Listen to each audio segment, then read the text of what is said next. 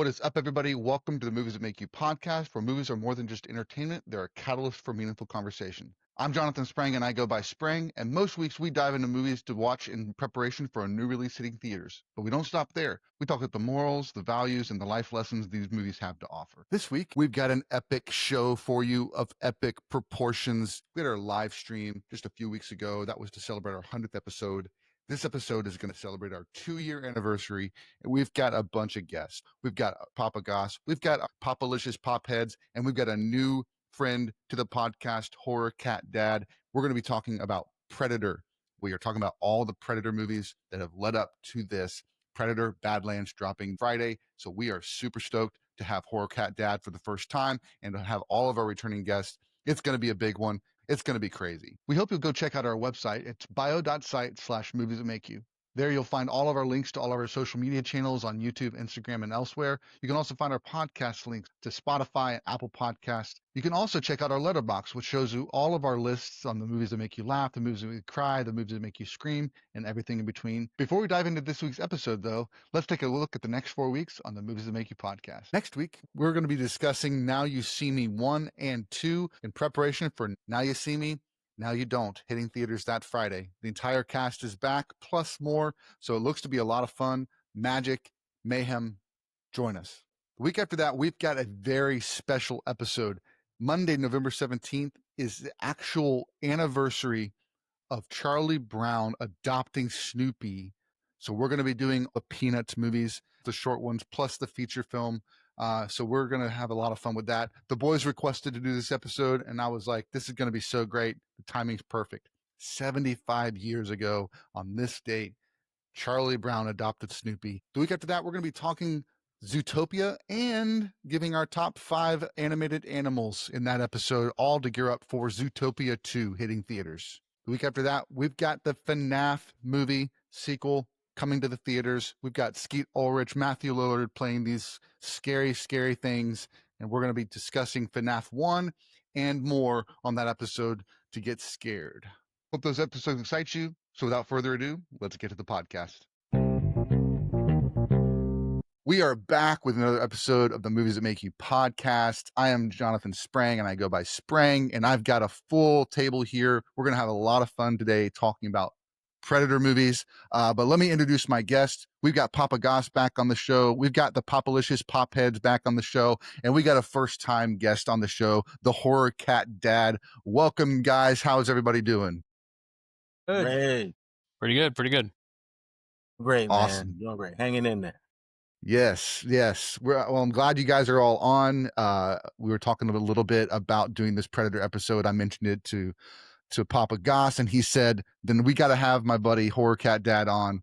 So looking forward to hearing your thoughts on Predator, as I've heard you're an awesome expert on that. So, but before we do that, we like to do what we call mustards, and that's because we catch up.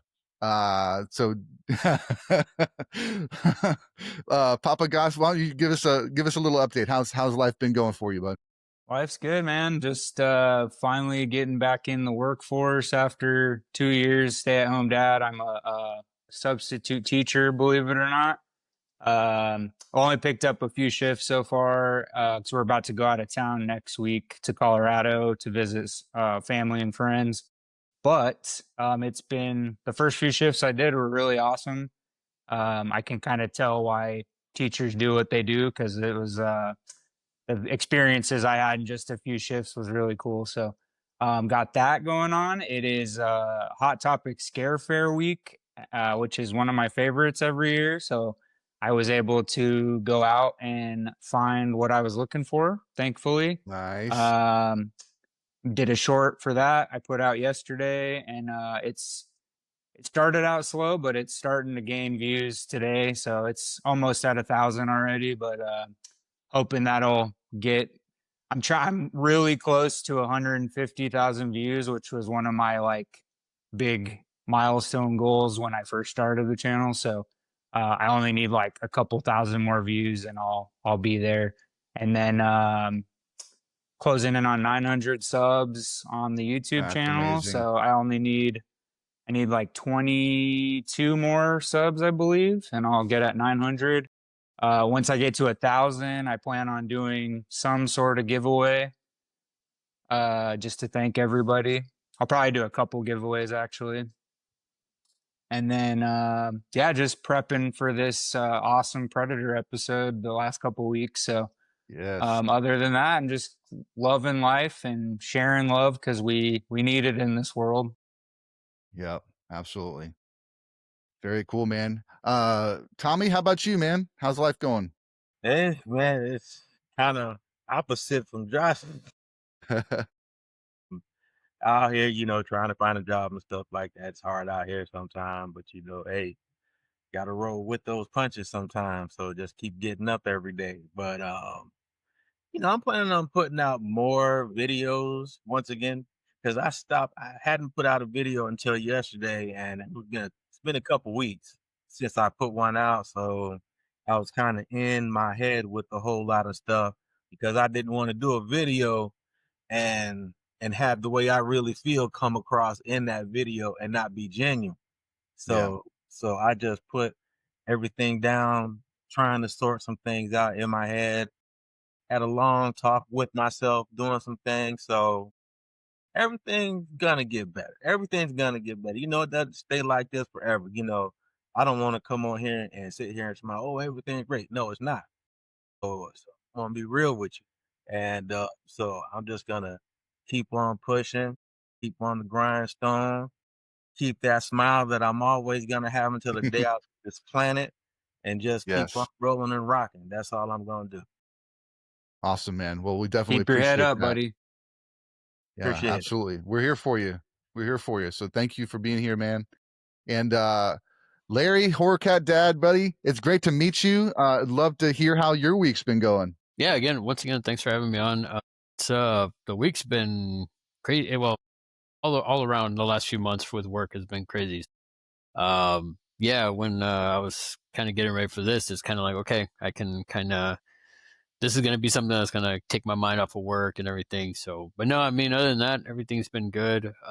Just kind of getting ready, for the stuff coming up, holidays and stuff like that. And yeah, but other than that, just kind of doing stuff with the channel.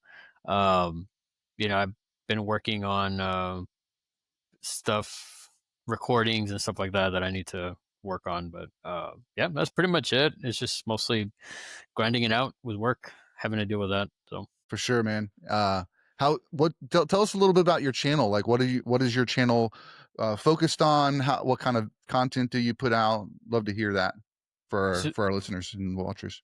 Yeah, so for my channel, basically I review mostly horror related figures and collectibles. For the most part, it's mostly like figures like NECA and stuff like that. But every now and again, like I do get some stuff that I'm very particular on what I pick up. But other than that, it's just really just horror collectibles in general. Like I'll put out videos on hauls and stuff like that, and put out videos when I go to conventions and like people that I meet, stuff like that. Because I also get autographs and I get like vinyl and I get a bunch of stuff. So usually I have a bit of a lot of everything, but it's mostly horror related. And every now and again you'll see my cats and stuff like that, either in posts that I do or in like shorts. I'll do some videos with my cats and stuff when they're doing something, wacky, which is always. But Yeah. yeah, that's pretty much in a nutshell. That's what it is. Very cool. Very cool. That's awesome. And we'll talk a little bit about it, but I actually Josh turned me on to the cons. I had never been to a con, and we've gone to 3 this year so far, and we got one more in November. So Nice. we're excited for it. We're going to Tulsa for a Tulsa Horror Con, which is later in That'll be November. fun. Yeah, so excited. And I started my first collection of signatures on Scream, on a Scream poster. So I'm going to try to get a bunch of Scream actors and everything to sign that poster. So that's where I'm at on the cons and the collectibles. I have a couple of pops, but most of my content on my channel is just movie related specifics and stuff like that. But I'm getting into that, dipping my toe a little bit into the other stuff too. So It's fun. Yeah, so Larry, he's also in Texas, but you guys probably just missed each other at Texas Frightmare last year because Sprang and his wife, that was their first con they ever went to, was Frightmare this past year.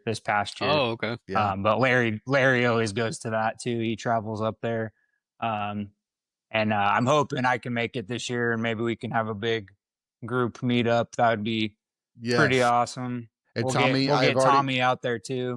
I've already Wow. talked to Josh, man. We're gonna Yeah. get you out here for Frightmare if you're up for it. I would be so down. All Yeah. right. I'll send you And the if I date. could take the trip out there, boy. Yeah, Stop you tomorrow. got time to plan because it's not till May. But Mhm. but yeah, Spring and I want to try and fly you out. Even if I can't make it, I'm hoping I will make it. But we want to fly you out to Frightmare so you Dude, can hang out and stuff. Yeah. that'll And you be can stay nuts. at my house, so no hotel expenses either. So we got you, bro. Yeah. Nice. Gotta. Wow. I I was appreciate feeling that, I man. was I was feeling bad like last time we did the live. You're like, man, I want to do some cons. I want to hang out with y'all. And they're like, we'll look at flight. I looked at flights, and they're so reasonable. Yeah, they're really cheap. So we're gonna take care of that for you, so you don't have to Yeah. even stress about it. We'll get you there. We'll pay for your ticket and everything. So Oh, it's dude. all Fellas, expense. man, Well, y'all are the you gotta pay ones. for food, but we'll get you there. How about that? Yeah, that'd be awesome. And then we can do all of us together hanging out at Frightmare. Yeah. That'd be Can awesome. Yeah. you imagine the videos that would come from that? Exactly. on, man. Exactly. It's gonna be fun. Well, cool.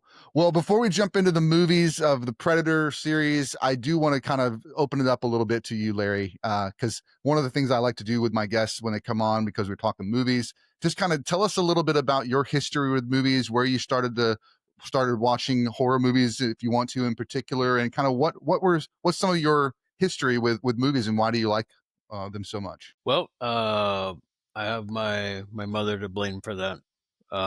She, since I was little, she would always take me to the movies. As I got at, and my first dip into horror was really elementary school. I found these, I call them the orange books, and they're would cover all the Universal monsters. So the first one I picked up was Creature from the Black Lagoon, and I was instantly, I was hooked, and then um, yeah, and since then I would bring them home and I would show them to my mom, and she's like, well, these are movies, and I'm like, these are movies, and back then it was Turner Classic Channel or something like that, and so they would show them, and that's when I started watching them. I wasn't big into horror when I was like a kid, but I was into a lot of movies. I was a Star Wars kid, so I was a lot into that. But but yeah, my love for film and stuff came from that. I mean, from my mom. She really just got me into all that stuff. And as I got older, my cousins would always have horror movies playing at their place. So I saw a lot of the stuff like Jason, Freddy, Michael. I saw that the main the Mount Rushmore, if you want to call it that. And so I always saw that stuff from them. But I was mostly a Star Wars action movies, comedies. That's.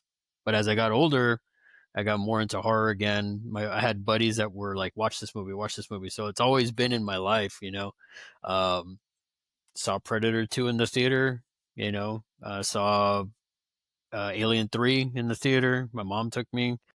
It's just, yeah, just stuff like that. It's just, Here's what we got to do then now, because I think Josh and I have talked a little bit about it, the Mount Rushmore of horror icons. And I think most of us are probably going to have 3 of them that are similar to everybody else, because it's usually Jason, Michael, and Freddy, right? Like that's kind of how I see it. Yep. But the 4th one is one that's like, what would you say, Larry, what would you say is your number 4 on the Mount Rushmore of iconic horror characters?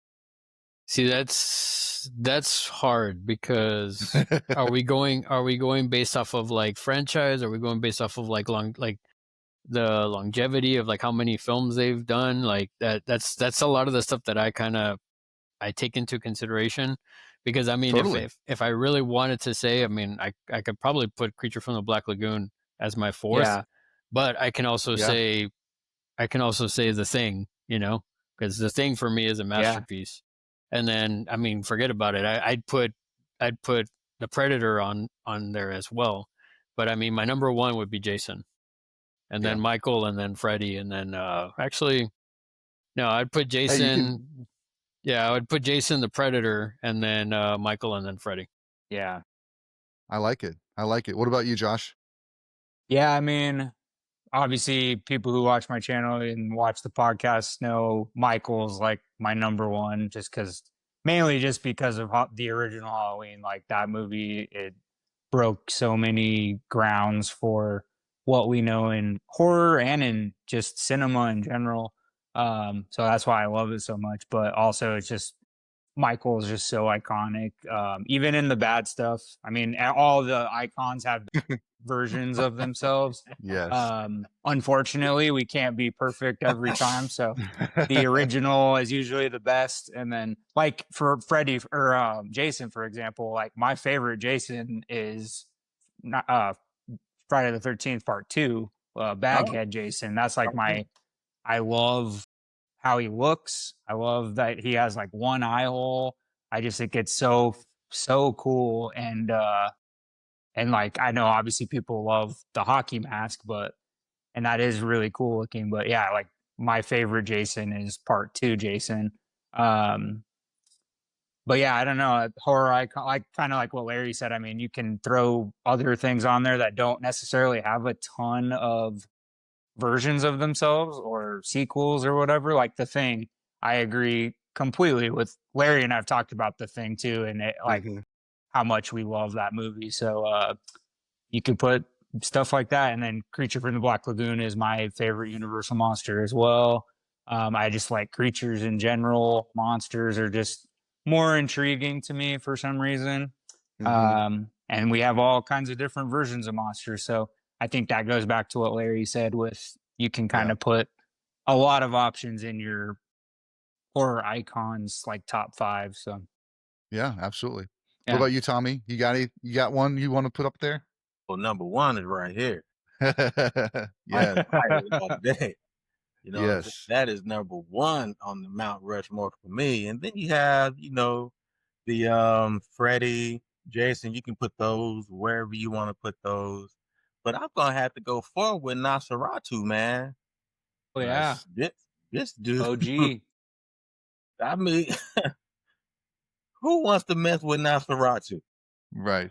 Not one single person in that era. And even the newer version of the movie, how it was able to show a little bit more than like the old school one. The classic one is classic. You know what I'm saying? That's bomb. But that new one, how they could have they did so more with those special effects to take your mind into that place that the classic one didn't take you to visually. And that's why I picked Nosferatu for number 4 for sure. Dude, that's a great pick. Nosferatu's been, kind of flushed out in different ways, like because it's basically I read an article the other day that was talking about Nosferatu took from the original like Bram Stoker Dracula, but like tweaked it and then made it kind of its own thing. But then you have all the Dracula iterations, which are all pretty much come from the same thing, right? And then you have like the Werner Herzog Nosferatu, which is really awesome too if you've never seen it. With Klaus Kinski is Nosferatu. But yeah, that's a great choice because I mean there's so many different iterations of Nosferatu and Dracula that it kind of even Voyage. I didn't see that movie, but I heard it was good. The Voyage of the Demeter or whatever. Yeah. Demeter, yeah. But yeah, that's even like kind of the same lore. So yeah. Even with me, like with Nosferatu, it's still my favorite. It's still my favorite silent film. I mean, I love that. I love that film. Yeah. Those silent films are real creepy, man. Because like, especially if it's nighttime at your house, and say you have a creaky house or you hear footsteps or something like that, you're like, man, Nosferatu hiding somewhere. Yeah, man, I love it. Great silent movie. So my wife and I did a couple of silent films as a part of a there was a podcast I listened to, and they did their top 10 like cinephile films. Like what would you recommend to somebody who wants to be a cinephile? And they had a couple of silent films on there, and one of them was The Cabinet of Dr. Caligari. Have you seen that Oh, one? yeah. No, I've That's never heard another that. good one. That's a really, really good one. What's So that it's again? What? It's called The Cabinet of Dr. Caligari. And I'll definitely share it with you so you can Okay. check it out. Okay. I think we ended up being able to like stream it somewhere, but yeah, it's a similar horror type film. And it's even got some like vampire-ish tendencies too, but it's I 1920. think that one, yeah, I think that one, if you go on the Rotten Tomato like top 100 list, I Mhm. think that one's in like the top 10 like highest rated one of Yeah. all time. So I think My it has son- like a 98% on Rotten Tomato. The other thing too, Tommy, if you're a Tim Burton fan, watching Caligari, you can definitely see where Tim Burton got a lot of his influence from. Just watching Caligari. Okay. Okay. Very, very gothic, very, I'm looking forward to very- seeing that. stylistic. Yeah. I'm looking That's forward cool. to seeing that. Oh, That yeah, sounds good. Yeah, the shapes of the doors and stuff like that. Is that what you're saying, Larry? Yeah. So like the sets Like and the everything, visuals? everything is kind of Yeah. like, the visuals are kind of like at an angle, and they're just kind of like off a little bit, and you can clearly see where Tim Burton has gotten influence from that. That's awesome. And thank you for helping me know how to pronounce it, because I pronounced it wrong. So Caligari. Caligari, is tough that how you one. pronounce it? Yeah, Caligari. That's good. Caligari. Caligari. Caligari. Well, very cool. So how about we jump into The Predator? How about that? Let's Sound good? go. Awesome. I'll give just a quick like kind of the statistics or whatever, the basics. Came out in 1987, directed by John McTiernan, written by Jim Thomas and John Thomas, and then actors, of course, Arnold Schwarzenegger, Carl Weathers, Bill Duke, Jesse Ventura, Shane Black, who's going to come back later to haunt us, and then Kevin Peter Hall played the Predator in that film and Predator 2. So that's some of the basics. Larry, you want to give us a quick synopsis of the film? Sure. A team of commandos on a mission in South America jungle find themselves hunted by extraterrestrial warrior. I mean, Yes. Yes. That's Straight to the point. Yeah, straight to the straight point. to the point. Yeah, absolutely. So, what is the biggest thing that stands out to you? Why does this one become on your Mount Rushmore, Larry? Like, what is it about this film in particular that kind of set you on this path? I mean, from the dialogue, the action, the set piece. I mean, the creature itself. I mean, just and I'll not to go too much off on a tangent. I was at Texas Frightmare this year, and I saw somebody dressed as a predator, and Yes. I just look over to my buddy, and I'm just like, might sound weird, but the predator is just, it looks gorgeous. Like the Mhm. creature looks Yeah. amazing to me, and just the fact that you have these big tough guy action guys that are afraid, you know, like they're like an elite special forces team. They've been through hell and back, and then this thing they're actually afraid of, you know, and it's just one of them, you know. Right. Yeah. I think rewatching it this time, one of the things that really stood out to me was how they are this elite fighting team, but they're he's really strict. He's like, we're not here to fight any wars. Mm-hmm. We're here to help people. We're here to save people, but we're not just going to do your dirty work. That's not what this. And then of course, Dylan has to lie to him basically to get him there. And then they get in the situation. He's like, basically the whole time the whole team's like out to see Dylan fail because he's led them into a place where they're not used to going. Oh, they aren't. It was like against their will with lying to him and stuff. One of the things I think that this film does well too, and I've talked about it with the boys on when it comes to Jaws, is that whole suspenseful. There's this hidden or secret villain that's out to get our characters, and you don't see him fully till nearly the end of the movie. And it's that same kind of tension in this film as it was with Jaws, which of course Jaws did it by accident because he had to with Bruce giving him so much trouble. but it really set the tone. And this one really does that same thing. It's Jaws in the jungle is how my wife described it when we were watching it. So I thought that That's was a good pretty way to cool. describe it. Yeah. What about you, Tommy? What's something that stands out to you about this film? Something that stands out to me about this film is I don't want to go on what Horror Cat Dad was talking about, how he visualizes this predator as being this extraterrestrial being that's beautiful. And with my curiosity, I'm thinking with all of these universes and galaxies that are out there, why does the predator have to have like 2 arms and 2 legs and a head and face? Why couldn't it be shaped to something else? Because like there's a whole bunch of stuff out there that we don't know about. Mm-hmm. So is it just something to make it just look like the predator's cool looking now? Because back in the day here in Jacksonville, you might know him this Sprang, down there at the Jacksonville Landing. Every October Halloween they had this big party down there, and there was this guy who came down there dressed as the predator every single year, and his outfit looked exactly like the predator with the little clicking sounds and everything the predator does. And I remember looking at him like, man, you really do look human, but you're like hella ugly, but you're like human.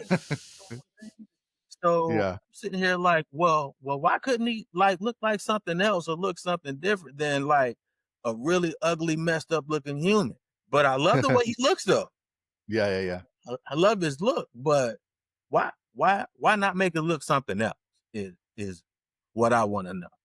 Yeah, absolutely. And I do think they mess around with his look in each of the films. Yeah. They do some variations, but you're right. It is kind of that whatever it's called. It's very much human like in its design.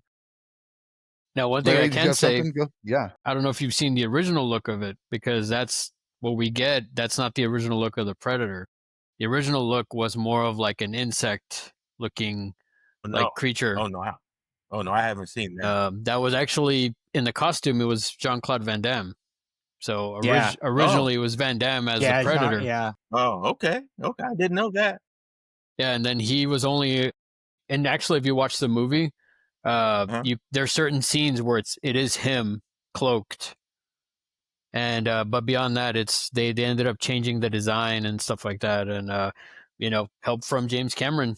James Cameron kind of told him, I want to see something with mandibles. That's why the face has the mandibles and stuff. So Right. we wouldn't have that look if not for James Cameron. Well, and to go back on Van Damme, like they originally in the script, it was going to be like a martial arts type creature or whatever, like that fought a lot rather than just using like battle techniques and all that, and weaponry and all that. But yeah, that's crazy that Van Damme was originally going to be the predator. Well, because I don't think I'm pretty sure Van Damme's pretty short, isn't he? Yeah. Yeah. Because like Kevin Peter Hall, he's 7'4", so that dude was he was gigantic. Yeah. But yeah, that's crazy that Jean-Claude was like originally the predator. That's funny to think about. For sure. Well, he definitely would have played the little spider little thing. Right. Next to the other guy, the 7'4". Yeah. How about you, Josh? What stands out about the first Predator film? So I'm also technically piggybacking off what Larry said, but I'm a sucker for all things visual effects. So obviously Predator was groundbreaking. It was awesome. I remember the first time I saw I didn't see Predator till I was much older for some reason. Working at the video store, I finally rented it, and because I'd heard about it plenty of times, and I knew who Arnold Schwarzenegger was, and all that. But then at the video store, I started watching more movies, and I finally was like, I sat down and watched it, and I was like, man, that is the cool, like that, regardless of the total film, that thing, whatever that creature is so cool looking. And then that's when I started going down the road of like practical effects, visual effects, costume design, all that stuff. And Kevin Peter Hall, I just told you guys he was 7'4". He actually played Harry in Harry and the Hendersons as well. Nice. And then he was supposed, before he passed away, he was supposed to be the Super Shredder in Secret of the Ooze, which is one of my all-time favorite sequels. It's one of my all-time favorite movies, especially from the 90s. But Kevin Nash, the wrestler, later replaced him as the Super Shredder. But yeah, so he already was gigantic. I think he weighed like 200 something pounds. And then they said with the suit on, he weighed over 300 pounds with that costume on, which is insane. And I mean, you can tell how much stuff is on him. They ended up like puppeteering him almost, like, so they let him wear the suit, but a lot of the scenes they have like ropes or That is insane. cords or whatever to like keep him up so he doesn't like fall over or anything like that. But the visual effects team, they were actually, believe it or not, were nominated for an Academy Award that year. There was only 2 nominations. They lost. They lost to not a bad movie, but surprising. They lost to Inner Space with Martin Short and Dennis Quaid. Yeah, two nominations for visual effects. That's how far we've come, and they've. Right. I think the visual effects is 5 now. Which I mean, every year you can't really. I was gonna say they could make it like 10, but there's not really 10 movies all the time that could be nominated for that. But anyway, so yeah, I just thought that was funny. Like there were 2 nominations, 50-50 shot, and they lost to Inner Space, which nothing against Inner Space, but it's not the Predator. I'll tell you that much. That team would go on to win an Oscar down the road in the 90s with what's that? What Dreams May Come with Robin Williams. So they did win an Oscar eventually. Nice. And going back to James Cameron was involved heavily because he was originally one of the directors that was supposed to do the movie, and he passed on it, scheduling or whatever. The movie was actually offered to James Cameron, Ridley Scott, Brian De Palma, Richard Donner, John Carpenter, and Rennie Harlan, even though that dude is well, we're not going to go to that, but we can tell why he didn't get to do it. But yeah, it's just great. There was all these directors that, you know, probably at the time weren't at their peak yet, but like they were all offered the movie and they passed on it. So James Cameron obviously went on to work with Arnold Schwarzenegger anyway, regardless, a few times. So that's cool. But yeah, I think the special effects and all that stuff is really cool. And then I was going to talk about also visual effects. So the invisibility cloak, like how they made that work. I just find that stuff fascinating. So I thought I would share. So they used a bright red suit because, you know, normally you would use like a green suit or a blue suit or whatever. They used a bright red suit, and because the jungle was so green and so filled with green, so they went with this. And then the red was removed and then repeated with the actors using only 30% wider of a camera width.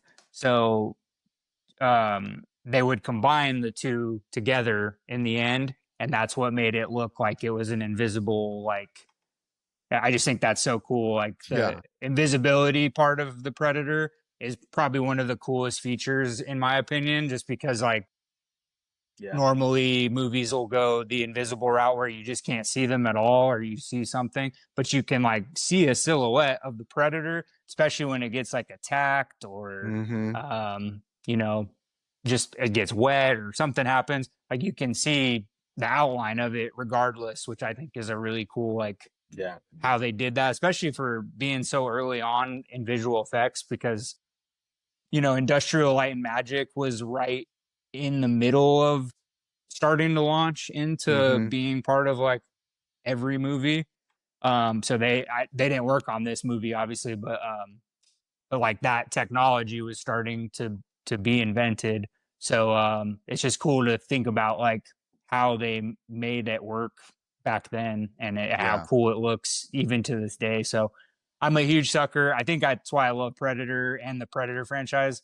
Like I said, going back to what Larry said, like it's just a beautiful Mm-hmm. creature. The design is even like the early designs are really cool. They used a few of the early designs for what they ended up with in Prey, which we'll get to later, but they brought back some of those original designs for the creature in Prey. But yeah, just really awesome visual effects, and they got an Oscar nomination, but they didn't win. Should have won, and it's a badass film. So Yeah, absolutely. For me, I think, I mean, just rewatching it again, there's so much fun. There's so many one-liners that are in this film. Great, great gags.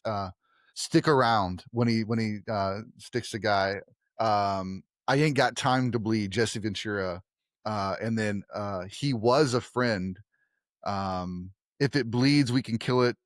And then, of course, the most classic of all, get to the chopper. So amazing. And then we get a nice little play on that, spoof on that in Predator or The Predator. But I remember there was a bit that they did on the Tonight Show. It might have been late night with Jimmy Fallon before he did the Tonight Show, but Arnold was on there and they were doing like this infomercial type gag, and they had all of these kitchen utensils, and the chopper was at the end, and Arnold was just there. He just can't focus on the one that Jimmy's talking about, because he's like, no, we got to get to the chopper. We got to get to the chopper. It was like one of the best play on jokes there.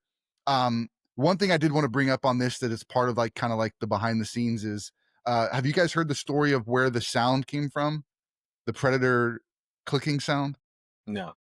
So Peter Cullen is the guy that voiced Optimus Prime back in our cartoons. They brought him in to do the sound.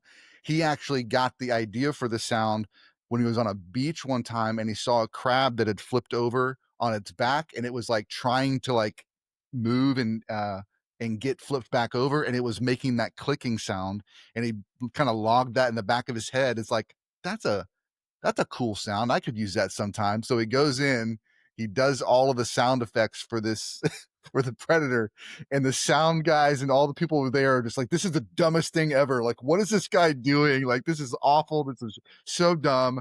And then they play it back with everybody, and everybody just freaks out. Like, that's just perfect, because it's just eerie enough. It sounds otherworldly. It was just so perfect. So I just thought that was a fun story to share. yeah, it's awesome. Didn't know that. Yeah. Yeah, I saw a short recently that popped up, and they were talking to him at I guess it was at a panel or something, and he was talking about it, and then he just went into it live, like there. He did the clicking. Yeah. I was like, oh my god, it's if you close your eyes, it's like you could imagine the Predator like looking right at you. Yeah, Yeah, absolutely. so cool. That's scary, those clicks, man. And I think the first movie just did such a good job of telling you all this lore of this character and their practice of hunting, and what the trophies and the invisibility. It just set up all of this stuff that each of the films continue to go back to, because it's so rich. It didn't feel like it was just I think that's one of the things that makes it stand out as among a lot of those other like late 80s, early 90s action films with aliens or something, is that this one there was so much layers to the character, the mythology, and the lore that just made it that much more rich to try and come back to.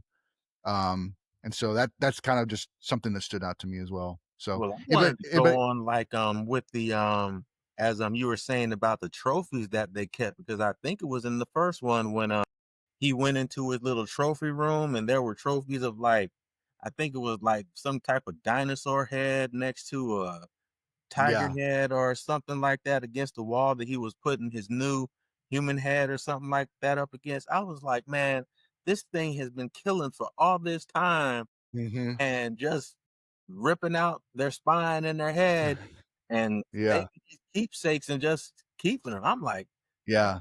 That And I is think like, that's actually at the end of the second one. Yeah, oh, it's for the Predator second 2. Because one? Okay. we end up also seeing a xenomorph there, Okay. and that was the Okay. The first second one. hint All right. that like, oh, they're in the same universe. The Alien vs Yeah, Predator is the same so universe. cool though. Okay. Yeah, absolutely. But anybody have anything else to say about Predator 1? We can jump to Predator 2. I mean, Predator 1, the original Predator, it's still 10 out of 10 for me. I just absolutely love it. I watch it at least a couple times a year. And Yeah. the only reason why I saw it, because I was a huge Arnie fan. So it was just like, Mhm. you know, every Arnold Schwarzenegger film, well, I was just like, oh, I got to watch it. And then I saw this one. And, you know, me being a kid seeing this, I didn't get scared, you know, because other horror movies scared me at the time. But this one was just like I said, I was so intrigued by the look of the Predator. And I just, over time, it's just, I love the way it looks, the look of it, you know, just everything is just Mhm. amazing on it. Absolutely. Yeah, I'm Absolutely. hoping because John McTiernan he did Die Hard, which obviously is another classic, but that movie is in the Library of Congress for film. So that'd be cool if like Predator one day. I mean, I don't know if it'll happen, but I think 'cause it has such a big fan following. I don't know if it would ever like make it in, just because it was. I mean, it was pretty groundbreaking, especially because we didn't have a lot of like creature features back then that were action films. So I'm hoping maybe he can get another film in the Library of Congress. That'd be pretty cool. And That it's would be funny Absolutely. cool. you mentioned John McTiernan. So a funny fun fact, or funny fact, is that his Predator is not so much in some ways connected to Die Hard series and also to the Commando series. I don't know if y'all have heard this, but they're in Valverde in the Predator, Uh-uh. and then in Commando they also mention Valverde, and then in Die Hard 2, the guy that they're trying to, I guess, help escape, the general or whatever, he's from Valverde. So all three of those films have that made up Valverde. Wow. So if you go back and watch, Oh, like, I you didn't. know, that's I actually amazing. didn't. I didn't hear that. yeah, Yeah. it's Didn't know crazy. that. New wrinkles in Dang, the brain. that's really cool. Dude, Commando is one of my like guilty pleasures, man. Like that movie is so Especially awesome. when that car hits that barricade, Yeah, and you see somebody's head pop off. If you really look at it, you can see the dummy's head pop off. If you Yeah, really look yeah, at it, man. yeah. Oh, And, yeah, and you can see all of the extras when he's throwing grenades in the final like yeah. attack on the mansion. You see the boards throwing people in the yeah, air. Like Mhm. they it's didn't great. even try It is to crazy. hide It's it. a great movie, man. I It's great. haven't watched that in a while. I'm gonna have to watch that again. We gotta do a watch along. We gotta do a watch along. Absolutely, That'd be good. absolutely, man. I'm down. The Yeah, other that'd be funny, awesome. not to go too much off on a tangent for Commando. I mean, It's it's all just good. Yeah, go for it. it's oh, what was I gonna say? Now for that one, also like the parts where the car is all damaged and everything, and then the next scene is like completely fine. Like the car It's that he flips fine. over, Exactly. it's like See, perfectly fine, I knew you it know. wasn't Yeah. just me. And for That's so good. the Michael fans, Dick Warlock is actually a Yep. police officer in that film. Yes. He gets knocked But then, down at the mall. She gets knocked down by yeah. Ray Don Chon, and you know, she's like, "Hey, lady, stop!" Like that's Dick Warlock. I mean, that's crazy. Yeah. Well, And Bill and Duke is in both Oh, Predator that's and right. Yeah, Commando yeah, yeah. also. Yeah. I love I him. love that. I love that film. And I Yeah, think he partly Larry met Bill Duke at Frightmare this year. He was yeah. there. I saw he was there. I was gonna try to hit up the Q&A or the panel, but we had to leave. But Yeah, I the think Q&A was it awesome. was our first time at a con, and so we were kind of dipping our toes in and not really doing everything because we kind of just wanted to not get like just let's take it in and then we'll. Well, and But now that's a we're huge totally in. Yeah, that's a huge first con. I yeah, mean, my first con I think I ever went to had like 100 people at it, and I was like, you could move Wow. around. yeah, Frightmare, especially Friday night, opening yeah. night. Frightmare is like you can't even move on the main Hmm. floor, so like you better plan accordingly. I mean, you're not going to be able to. You better know exactly what you want Yeah, Friday and Saturday. get in line or you're Yeah. gonna miss out. So Exactly. And I to kind of go off of what you were saying, Sprang. I mean, for me, I've been to like small conventions. Coming back to going into conventions, Frightmare was my first. 2024, I started going to conventions again because it had been years since I'd been to one, or I'd been to a real one, like I'd been to like markets or something like that. But 2024, my first one was Texas Frightmare, and since 2024, I've been going ever since. That's awesome. Very cool, man. Yeah, looking forward to meeting up there. We'll probably meet. We got to meet up some other time too, but that one we definitely have on the books for sure. Well, let's jump into Predator 2. We've got 1990s when it came out, directed by Stephen Hopkins, also written by Jim Thomas and John Thomas. We got Danny Glover, Gary Busey, Bill Paxton, and Kevin Peter Hall comes back as the Predator. It's slightly in the near future, 1997, and LA is a war zone. Yeah. I thought that was interesting. But yeah, Larry, you want to give us a little quick rundown of the Predator 2? Yep. Predator's back, and he's wanting to stake his claim in war-torn dystopian Los Angeles. This group of cops start facing something they don't know how to deal with, and they start getting picked off one by one. Yeah. it's the least cheesiest. No, I'm just kidding. It's that's the bad. It's not the least cheesiest, It's the least cheesy. It's the but it's least cheesy. also not the worst cheesiest either. No, But, it's yeah. Predator 2. I'm kidding, of course. Like it does have a lot of cheese, but like it's the best. I mean, total Mhm. 80s and 90s. Like some of the people who are in it are just fantastic.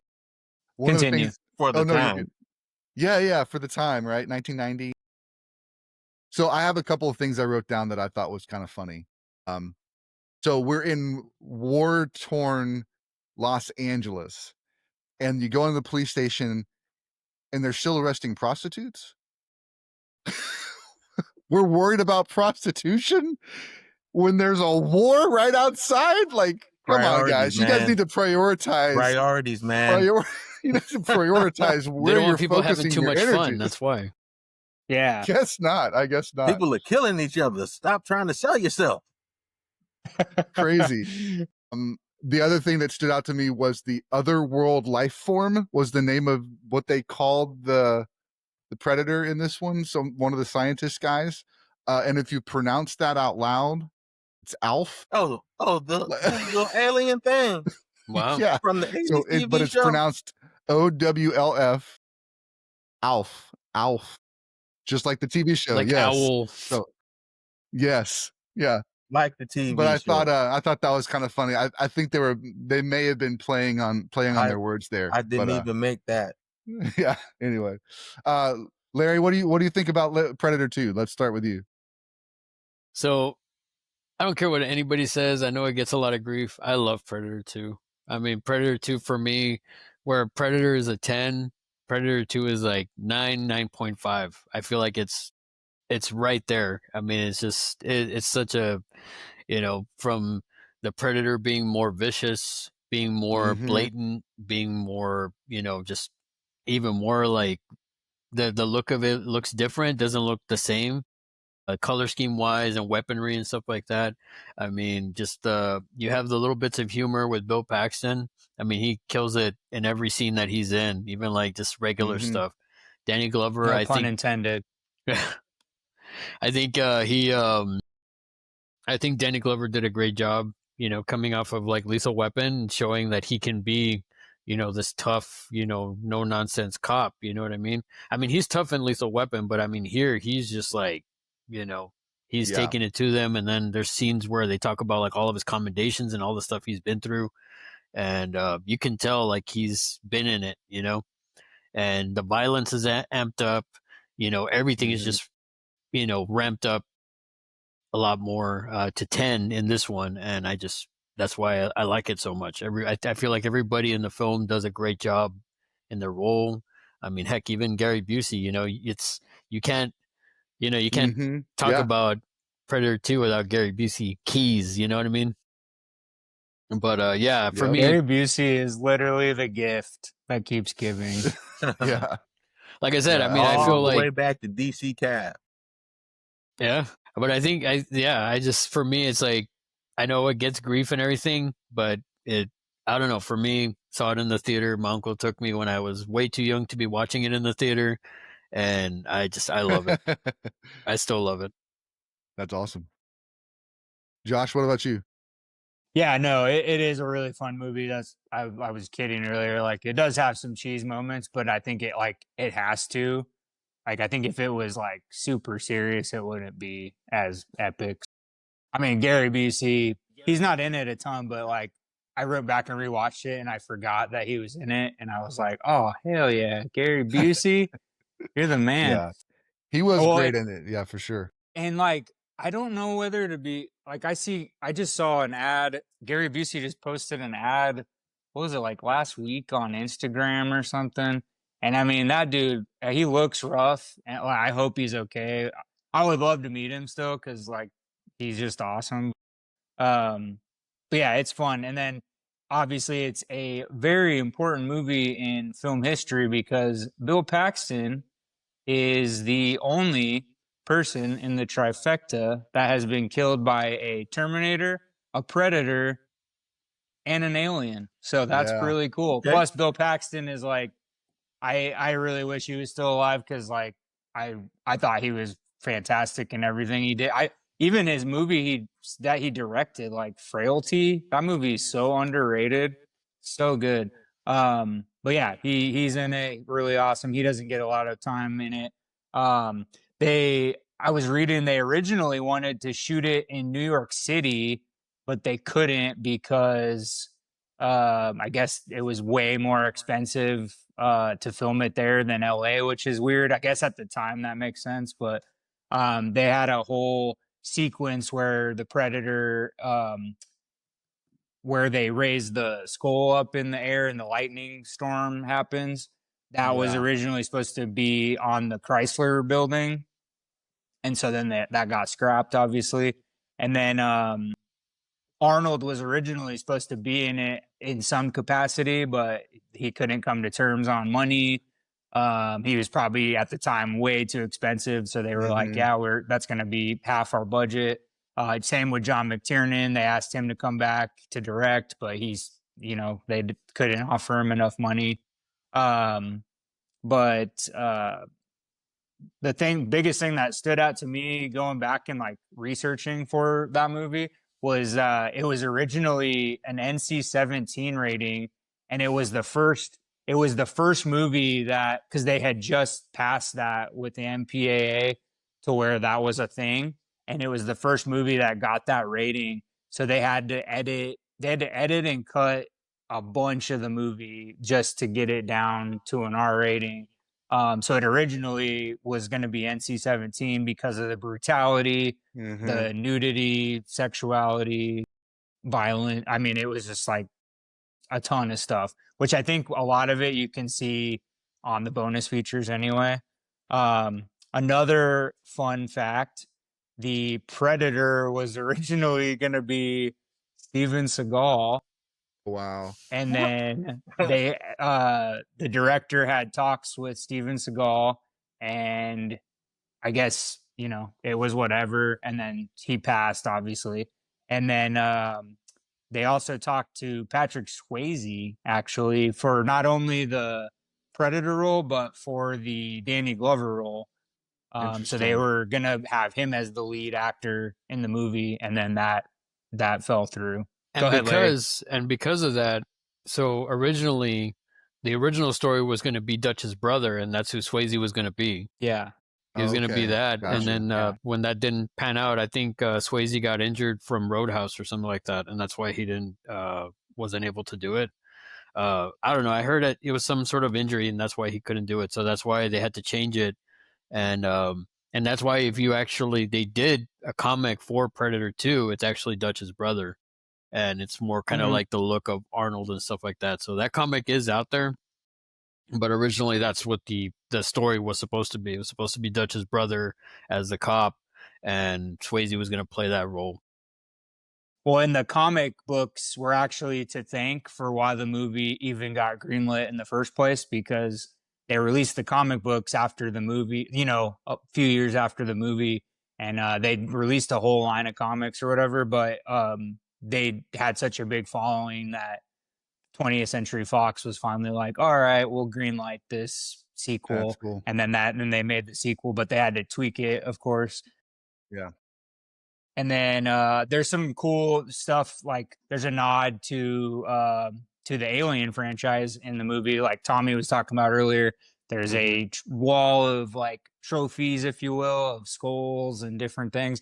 And there's actually a xenomorph skull on the wall, which, you know, is really cool, especially if you go back and rewatch it now that Alien is like more popular than it ever has been. It's really cool because people are like, oh, so then they go back and watch the old Predator movies, which is fun. Yeah, Yeah. Yeah. It's blown up. right. That would be amazing. Yeah. Yeah.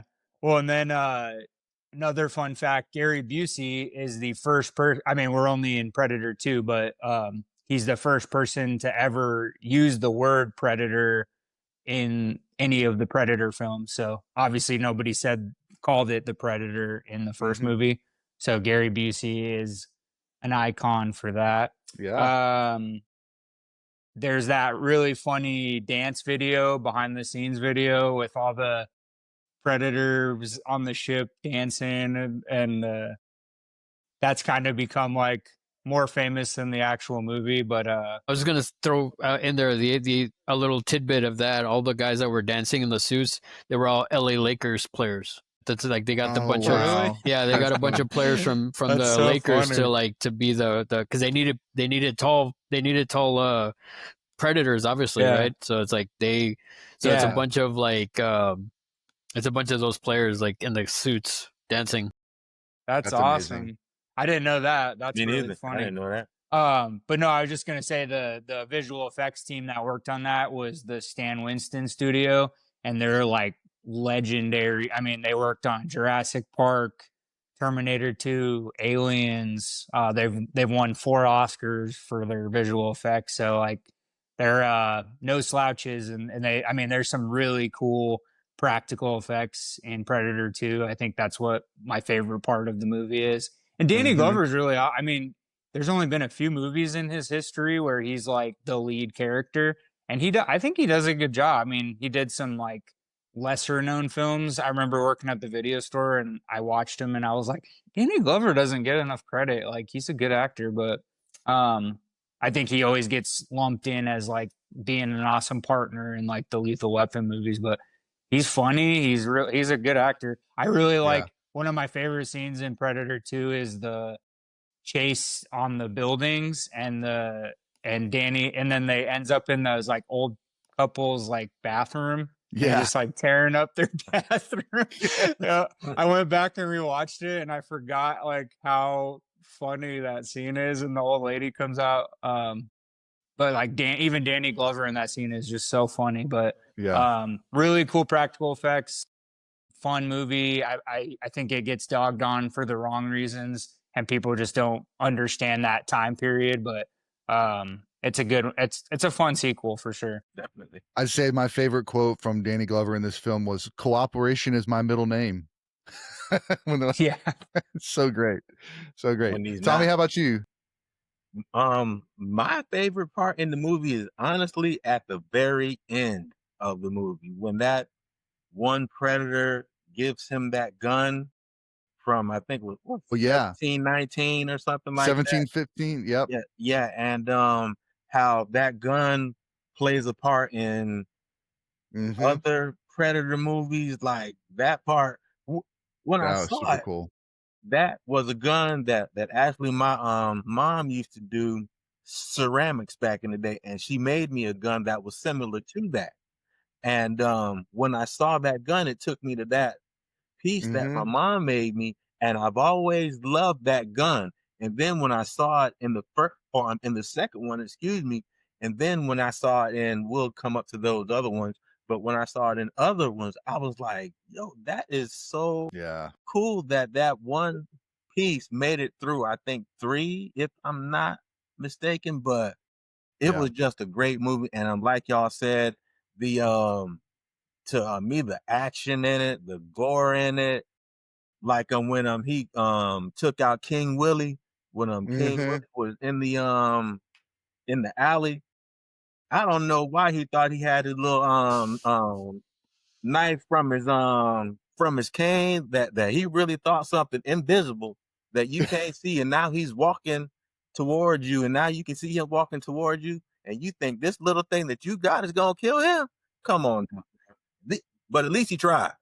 Yeah. At least he tried to take him out. But there's just the violence in it and how vicious that predator was, because he didn't care about at that time he really wasn't picking to see who was a person who was gonna attack somebody. He was just pretty much taking out everybody who was around. If you had a gun on you, couldn't even be doing nothing with it. It's just if you had it on you, that predator was gonna come and get you. You wasn't even trying to be going against the predator, and that's what I liked about it, because he was just like, "Hey, I'm just down here taking out everybody, getting as many souvenirs that I can get, and then I'm gonna bounce out here and go home." Yeah.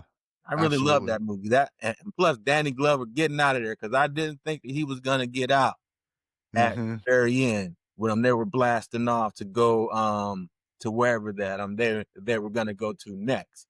But yeah, man, that one was a really sick movie, man. Yeah, absolutely. And he was the first one to actually kill a predator. Yeah, because Arnie technically didn't kill the predator, like he blew himself up. So at that point, it's like he had, one just a notch over Arnie for that. Right. I mean, right, that is true. That's a very valid point.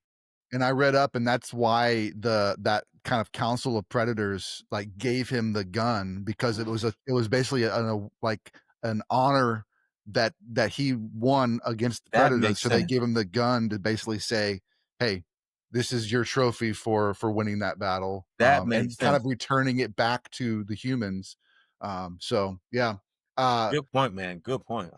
One of the things I wanted to bring up was just Larry, you mentioned it, but the upgraded weapons, like the weapons kind of morphed from the first movie. So we got collapsing spear, we've got the blade discs in this one, and then the scanner. He was like cycling through different ways of scanning instead of just the heat signature.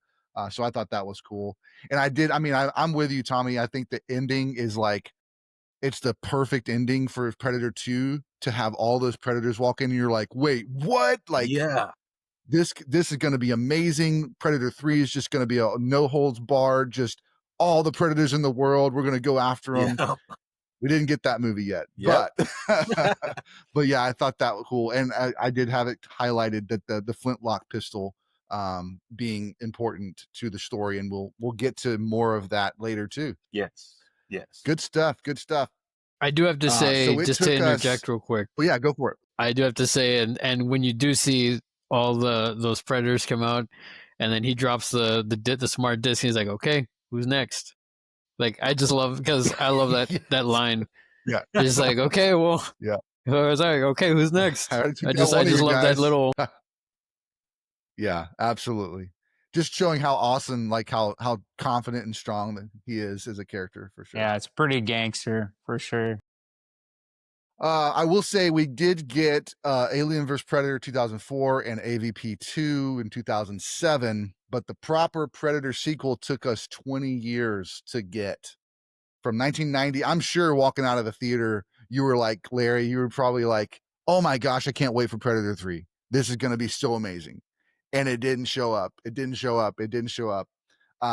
then we get to Predators, 2010, directed by Nimrod Antal, who did Vacancy, I recognize from his filmography. Retribution, he did a couple years ago with Liam Neeson. And then he did a couple Stranger Things episode that same year. But I didn't recognize a whole bunch of his other stuff. But that's kind of where he's from. It was written by, I'm guessing Jim Thomas gets in on the writing on this because he probably created the kind of the story or whatever from the first movie, but he's in there as a writer with Michael Finch and Alex Litvak. And then this one stars Adrian Brody, Lawrence Fishburne, Mahershala Ali, I forgot he was in this. Danny Trejo is in this. Topher Grace is in this. Walton Goggins is in this. It's like we just get all of these great actors somewhat before they Yeah. are known, Yeah. like commonplace. And so that was just really fun to watch this and go, oh my gosh, I can't believe they're in this. But I thought this was a really great kind of opening, and it kind of throws you off a little bit because you're thinking that it's going to be a similar kind of setup as the other two.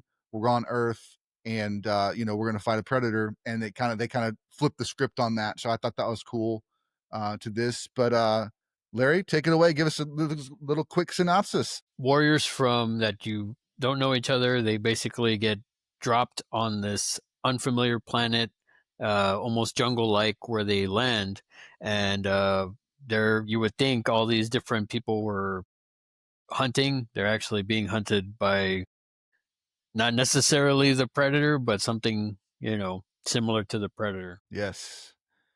Tommy, how about you go first on this one? What's Okay. your big takeaway from Predators? My big takeaway from Predators is, man, you to me, you really got to work as a team. Once you figure out what it is that you're up against, like, can't one person do anything on their own? Like you, even when they found Lawrence Fishburne found them, like, he had his motives in his head of what he was gonna do. He was just trying to take all of their stuff so he can kill other predators who come. Plus, he was half out of his mind anyway.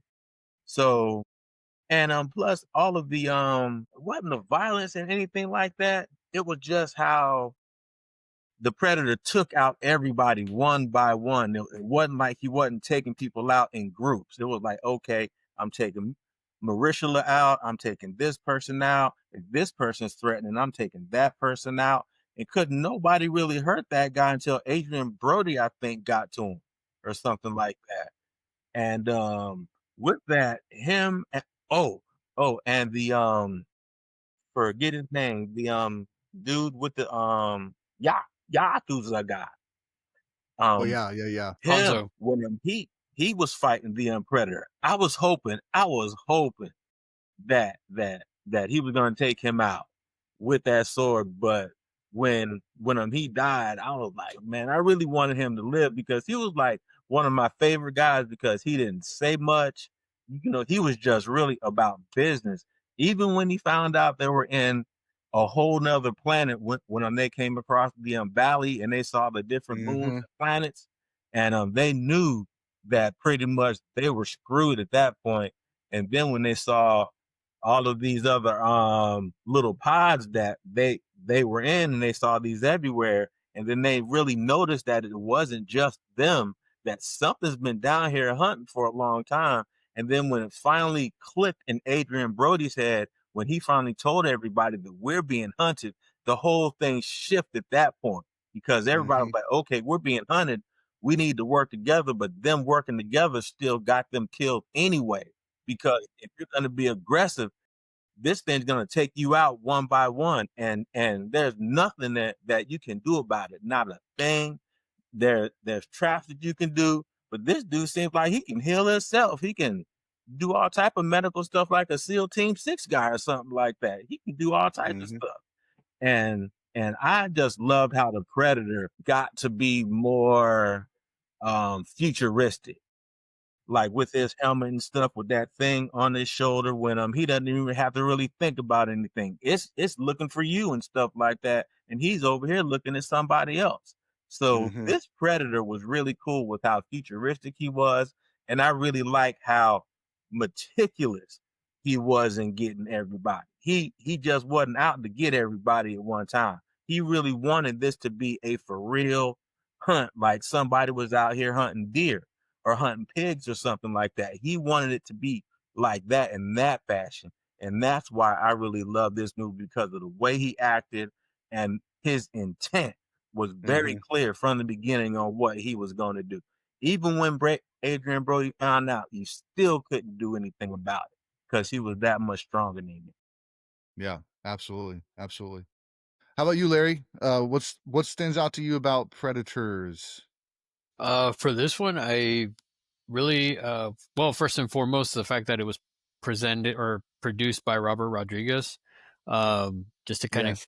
go a little off on a tangent. Originally, he wrote a Predator 3 script, and his script originally had Dutch and Harrigan, where they were going to be basically kidnapped or captured by the Predators and put on the Predator homeworld to fight in a sort of arena sort of thing. Okay. So when I actually saw the movie, I was like, oh, I can see those elements with them throwing, these Mhm. warriors on this planet, and they were getting hunted.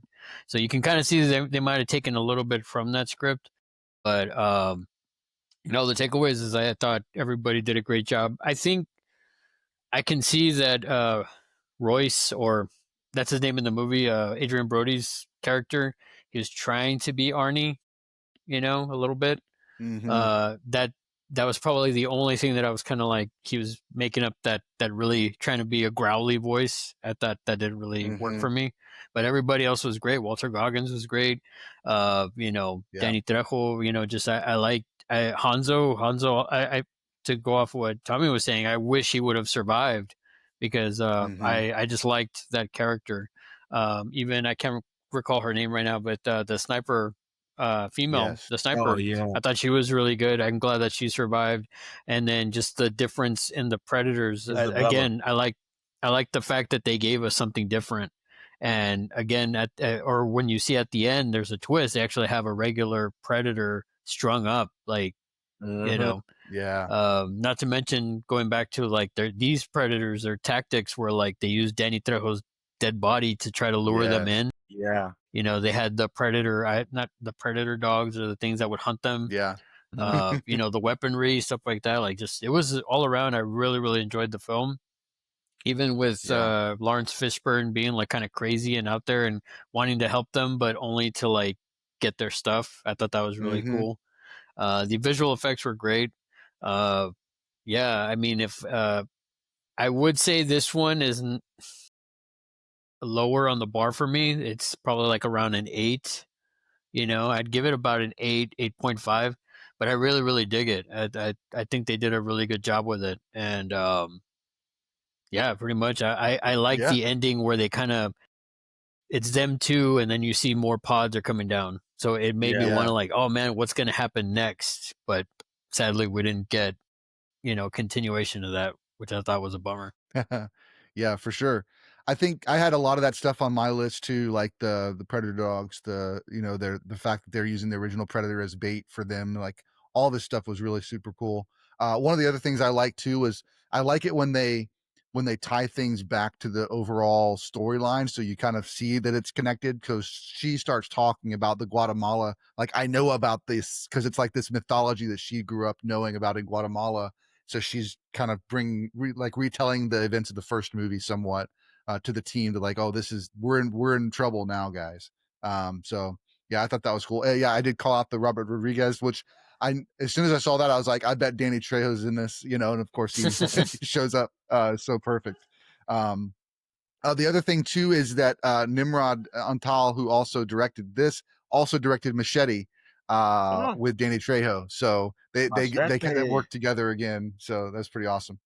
Uh, all right, Josh, your turn, bud. What you got for Predators? So Oh, yeah, sorry. One more quick thing. yeah, for Uh, sure. the I don't know if you guys remember the trailer for this. I wanted to try to find it and I didn't have time to find it. But the original trailer for this had Adrian Brody standing there and had like 10 or 20 like of those like predator sight lights on it. And so it kind of set up the stage that like, oh, this is going to be crazy. And then you Yeah. get to the movie and there's only 3 of them I was let down a little bit. I was like, Yeah. oh, they tricked us, I didn't see that.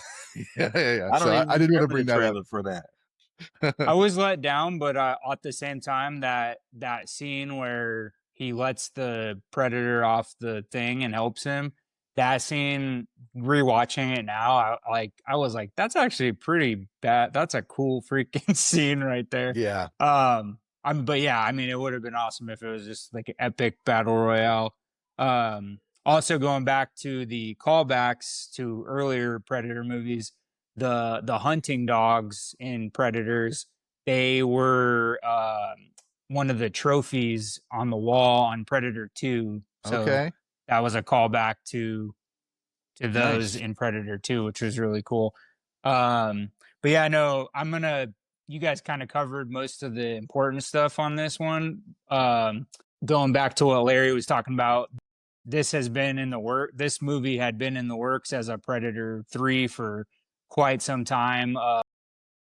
Rodriguez started working on the script when he was working on Desperado, believe it or not, in '94. He had an early draft of it, and he kept taking it to 20th Century Fox. They just kept, kind of not agreeing on everything and pushing it to the side. And then one of my good friends, CJ, he's a big YouTuber, Sidekick Inc. He's like a huge channel, but he lives in Austin. My dad lives in Austin, and Robert Rodriguez lives in Austin, and his studio's there, all that stuff. CJ got invited to Robert Rodriguez's compound last year. You can go watch it on his YouTube channel, but he did a performance with his band Shingon and or El Chingon, and then his daughter is a singer. She's fantastic. I've been chatting with her on Instagram. She's really sweet, but he told CJ at a couple of the screenings that CJ went, because he hosts these movies at the Paramount Theater in Austin every year in the summer, and he's there in person and he like presents them. That's and cool. He usually hangs out with people outside of the theater. So if you ever want to meet Robert Rodriguez, that's like your best shot. All right. There's another road trip, guys. Yeah. So CJ, well, give me an excuse to see my dad too, but CJ said he was talking to Robert outside of one of the showings or something about his original like Predator 3 script, and I guess he had the stuff Larry said about like bringing Dutch back and all that, but then another draft he actually had Lawrence Fishburne as like the Dutch character in Predators. And then like that one obviously got scrapped as well. And I think it's crazy. I read that Lawrence Fishburne for this movie, he was only on set for 2 days. That's it. That's it. And 2 days. That's how much of a professional he is. So he like came in, did his crazy performance, 2 days on a big set, and then he was like, "I'm out. I'm Morpheus. Bye." And he just disappeared. Yeah, it's freaking crazy. But yeah. So you guys covered a lot of the cool stuff. I think it is cool. Adrian Brody. We obviously he's a 2-time Oscar winner, but I think we like don't appreciate how much he puts into his performances. Like I can agree for with this that. movie, I mean he's not a big guy per se. But for this film, he put on like 25 pounds of muscle for this movie. And I mean, it compared to what he normally looks like, you're like, oh, you can't really tell, but like, that's a lot of muscle. Like, that's crazy. That was one of the things when really I saw cool. him go to the vest or whatever, like I was like, wow, man, he really bulked up for this one, because I mean, you see like the other films he's been in, like the indie stuff, and he's like real scrawny. But in this one, you could tell he put in the work. Like he was like, really like built and shredded for this film. Well, and you can't really see it really well until that scene where he's like shirtless and like the fire, like he's sweating really bad. Cause like for some reason, sweat just like makes you also look more muscular, but like he just looks huge in the end of those scenes. But yeah, it's crazy. And then just a funny little tidbit about Danny Trejo's character. So Danny got an early version he got the script, and there was a character named Cuchillo who he played, and it said literally on the script that was sent out to every actor or whatever, it said, looking for someone who looks like Danny Trejo. So Danny's good friends with Robert Rodriguez, who produced it. So he like called him and he was like, hey man, it says that you're looking for someone who looks like Danny Trejo. He's like, well, guess what? I look like Danny Trejo. So That's he hilarious. got cast in the movie. Wow. That's Which is super hilarious. funny. So, Yeah. Why? but Go straight to the I real source. quick, I got to talk about the reason that I love these Predator movies is like the people who bring the Predators to life. So this movie had a couple of big time actors who are character actors, who brought there was two different Predators they brought to life. So Cary Jones was the tracker Predator. He was the Black Chrysanthemum in Book of Boba Fett. He's a Wookiee in Book of Boba Fett. He's also in the Creepshow TV series. He played the monster, Scarecrow, and the Dejane or whatever. He's also been on like the Teen Wolf TV series, and he's played a bunch of creatures. I think he was can't remember for sure, but I think he was on what was that movie or that TV show on HBO a few years ago with it was based on Oh yeah, Lovecraft Lovecraft Country. Country.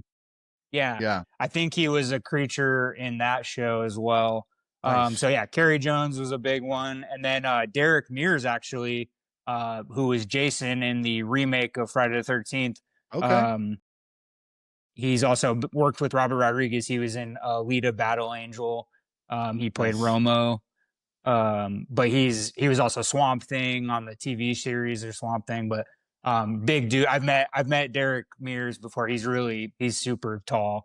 But like really cool. I love hearing like stories from the people who like actually played the Predator, and like you can tell that they're obviously big. So I think that's really cool.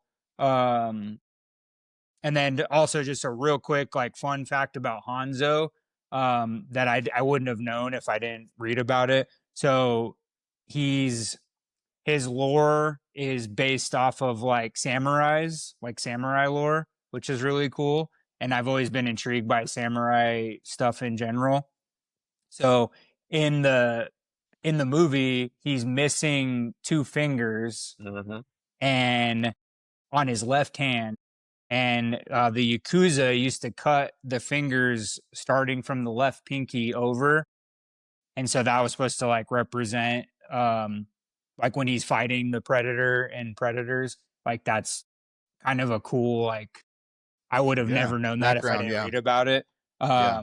But yeah, so if they cut from the left pinky over, and then that gives them vitriol controlling the Japanese sword. So like I just thought that was really cool. So it kind of impairs them, but like it's kind of a cool like, oh, the Yakuza are involved somehow, which is really cool. So I just Yeah. thought that was really fun. But yeah, Predators, going back and rewatching it, I forgot how fun that was. Mhm. Even my wife, she like woke up mid sleep and she'd seen it before, but she came out and she was like, is that Walton Goggins? Because we love Walton Goggins. And I was Yeah. like, I forgot he was in this damn movie. Mahershala. I mean, if you take Yeah. if you film that movie today, the budget Oh, would have been Oh, huge because outrageous. they're yeah. all huge now. They're all winning Oscars Yeah. and Emmys, and Yeah. but yeah, it's an Absolutely. awesome cast, very fun movie. But like you said earlier, I think it would have been cool if we got what the trailer was trying to tease. Like that would have been a pretty epic. Whatever Yeah. they would have Oh, done yeah. with it would have been pretty epic. So Yeah.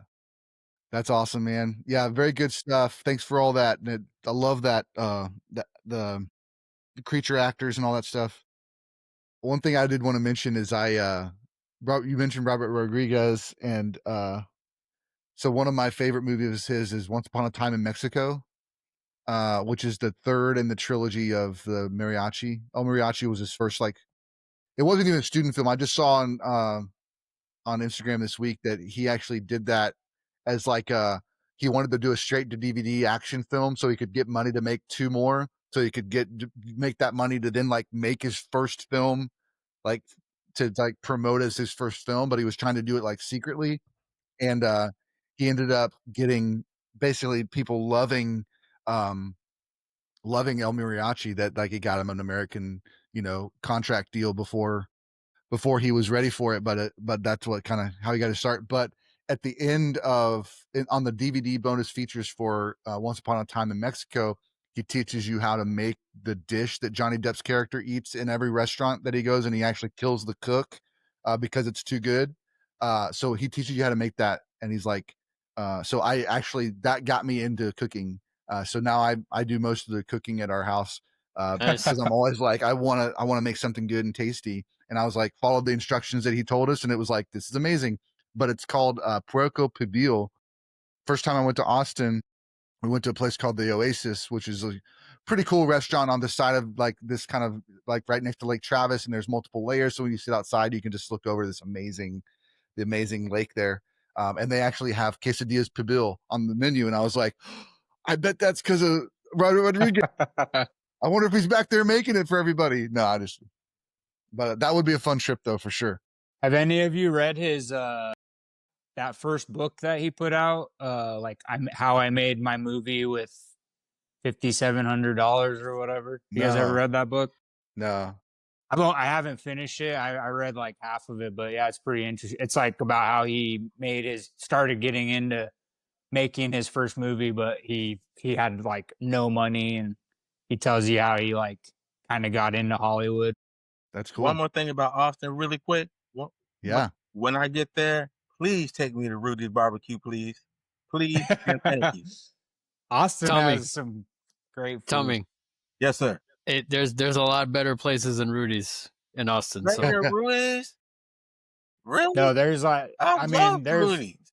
Rudy's is no, good. There's Rudy's is good. but there's like every corner there. I mean, just where my dad lives on the outskirts of Austin, when I go visit, he takes me out to eat, and I'm like, I can't even name one place that's been like. There's a good burger place. There's a Mhm. good dessert place. There's a That's good awesome. place where you can just get drinks and chill out on the water. Austin might have Like, came it's- up since Yeah. I've been there. No, one of these days we'll all have to go. We'll all have to meet up. My dad, he has a nice house, but we should all just go out and I mean, not he to would love that mention too. not to mention like Lockhart, which is not Yeah. too far from Austin. That place is like Yeah. famous for its barbecue. Yeah, Mhm. Goodness. just so Yeah. much good food. Well, then when you get downtown Austin, like the food trucks and tacos galore, and And then like and all then these great. if you do get to go Trudy. to what? I'm gonna go to Trudy's, Pizza Hut, Mexican restaurant, and Round Rock Donuts. Those are Domino's. my 2 requests right there. Round Rock. Yeah. And if you go Round to Rock's pretty awesome. if you do end up going to getting to go to Frightmare, we'll have to go to Hard 8. Yeah. That's some good, Yeah, it's really pretty good good. barbecue also. Ooh, Yeah. I'm always down for some good. And good that's something Texas that barbecue. like me and my buddy, when we go every year to Frightmare, since we discovered Hard 8, we've been going. We go every year. Yummy. Wow. We That's go on awesome. Saturday, like after the day at the con. We have our routine. We go Hard 8 after the show, and then after that we just kind of like chill out. Last year we actually mingled some more, because the hotel that we stayed at had a lot of the vendors and a lot of the artists that we are fans of. So we were down there having a few drinks at the bar, and we started talking with the bartenders, and then all of a sudden, we saw all of our artists, like favorite artists, walking Yeah, in, That's amazing. and we all just hung out the rest of the night. It was crazy. Man, That's what I awesome. want to do more of at Frightmare, because usually when I go, I'm stuck like waiting in an autograph line all day, waiting in a vendor. Like, I don't get to do the Q&As like I love, and I don't get to do like I either have a photo op or an autograph or whatever. So I think next year, if I'm pretty sure I'll be able to make it, but I want to do more of the like fun other activities rather than just completely getting autos all the time. Yeah, that's why me and my buddy, we try to knock out all of our main autographs on Friday, and then just Saturday it's like, okay, kind of walk around, check everything out, check out the panels, and then that's kind of like our more chill day. And then Sunday, that's kind of when I do most of my shopping for stuff, because it's like, it's not as crazy. And if I have any autographs that I need to like finish off, like Sunday's the day where it's like, okay, check out the lines and stuff like that. And so yeah, that's right now I'm hoping That's cool. I'm kind of curious to see who else they're going to bring for the 20th anniversary. So. Yeah, they're gonna Yeah. go. They're gonna go pretty big. I mean, I don't know. I mean, I highly doubt. My fingers have been crossed for since I've been alive, but Jamie Lee Curtis, but This is for she's not. Frightmare? I don't think she's ever gonna do anything. So This is I for wish. Frightmare that you're talking about? she Yeah, is it's the getting 20th old. She is anniversary. getting older, so maybe she'll be like, I probably should interact with my fans more. Well, she But went I'm to. not counting on it. Well, she went to. What was it? H45, right? She went to well, she did sneak in at the end, I heard. But I don't think she was like an official. Yeah. She did show up. The last one that she like stayed the whole weekend was Halloween 25 was the last one she like, and she normally only does charity autographs. Like she does private signings, but one can hope. We'll see. I'm sure they'll bring back some of the classics. I think Elvira is going to be there this year because she's been doing nothing but cons. I'm pretty sure they'll bring back John Carpenter because he just signed a huge contract to do cons until 2026 or the end of 2027, I think. These are just guesses, but how I know that they'll bring back all the people who have made Frightmare what it is. Yeah. I'm actually the one I'm hoping for the most because his health is getting really bad is Tim Curry. I have his autograph, but like I would love to meet him. Yeah, I have his autograph, but I've never met him in person. So I just would love to like thank him for just being such an awesome like piece of film. So Did you see him do his live signing yesterday on on whatnot? OC?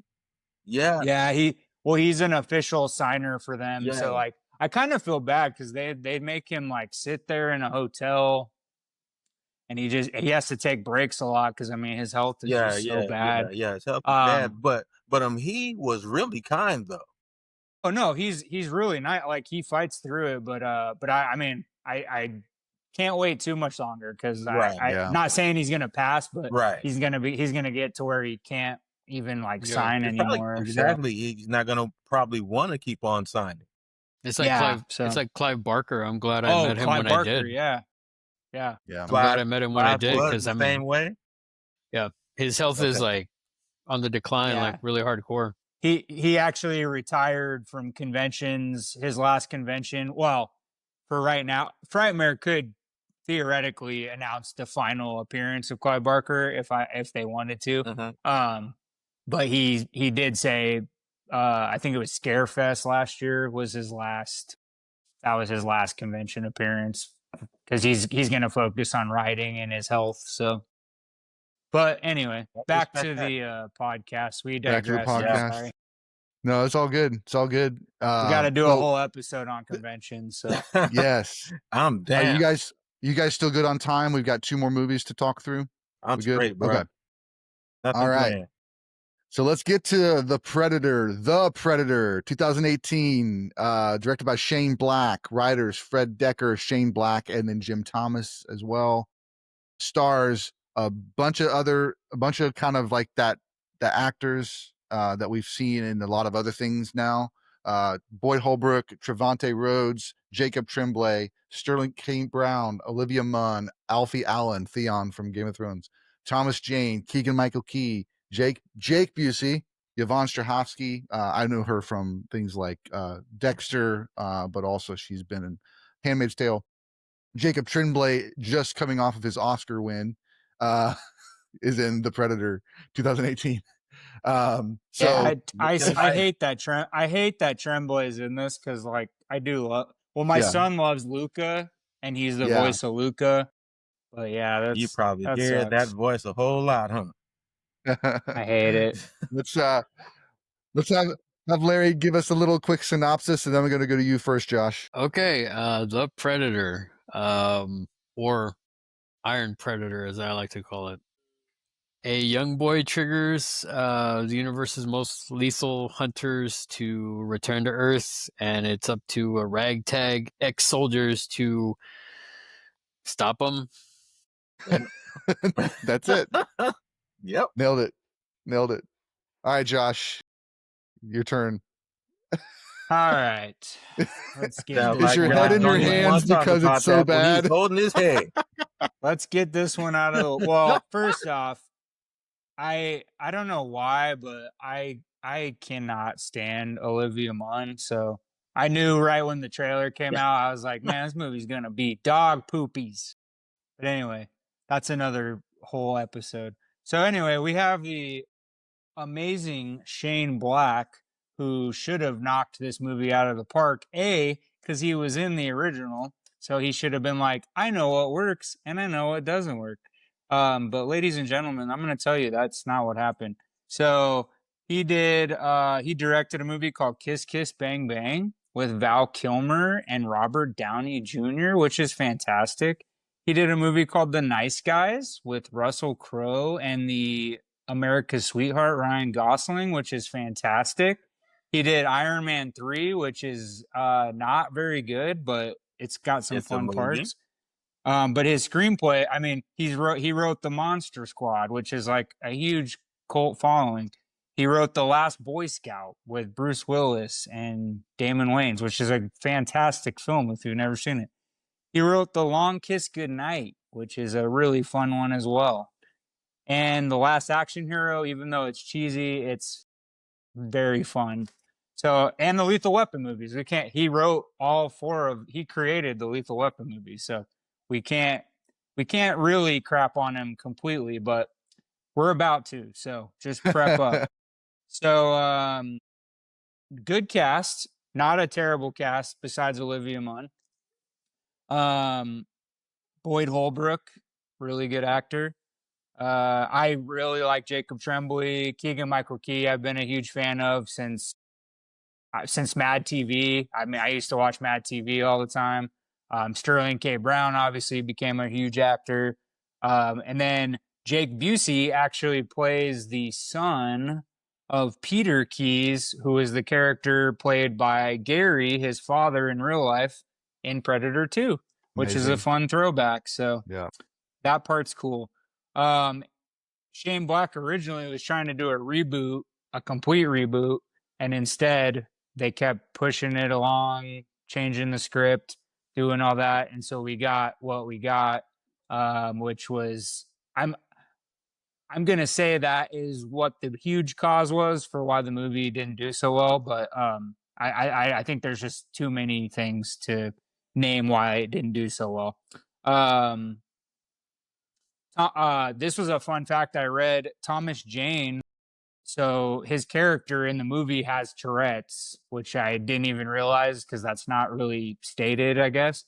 But Shane Black apparently has Tourette's in real life.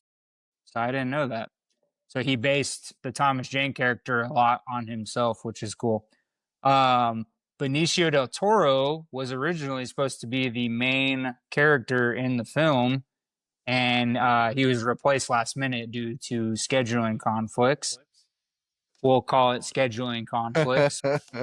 He Yeah. probably was, he's a Yeah. veteran and Feels he's an like I'm Oscar not doing nominee. that. So he was like, I'm going to do a hard pass.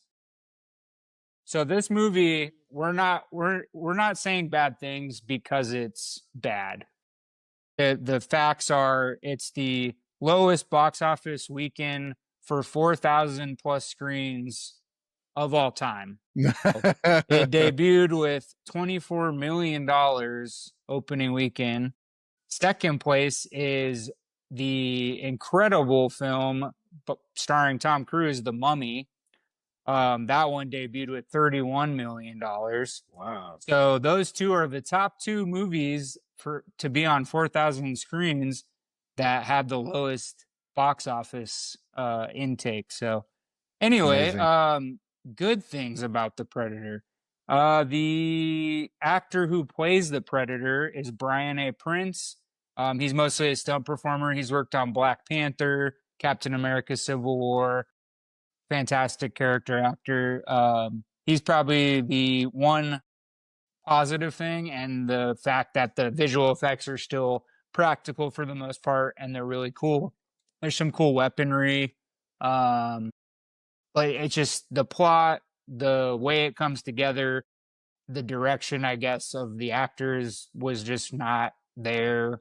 And it's really sad because, I mean, Shane Black is actually a very talented writer, and I think he's directed some great films. So I'm not quite sure where the, you know, negativity happened, where it like threw it off track. But yeah, just not executed very well. But it has a couple of fun parts. I will say that practical effects are great. And it is another Predator movie. We hadn't had one in a while, so I Yeah. guess we can be thankful for what we get. So that's about all I can say about the Predator for right now. Larry, I'm gonna let you go next because that response was great. No, we don't have to be thankful for this garbage. Yeah.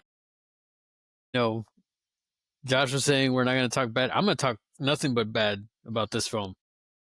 This film is horrible. I remember being excited for it, going to the theater. You know, at the time, me and my wife were dating. I dragged her to go see this movie because I was so excited. Yeah, this train wreck was like, I was like, what is this? Like, what is this? Like, what is this that I'm watching right now? I mean, the guy Holbrook, he plays the same character he did in Logan. I thought Thomas Jane, of all people, I felt should have been the main character.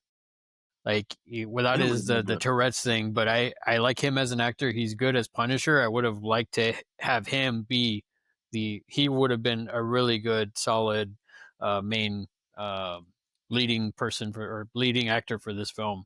Everybody else, it was like, you know, didn't really connect with them. I felt he was trying way too hard to make it have that camaraderie from the original Predator, which the jokes were kind of fell flat.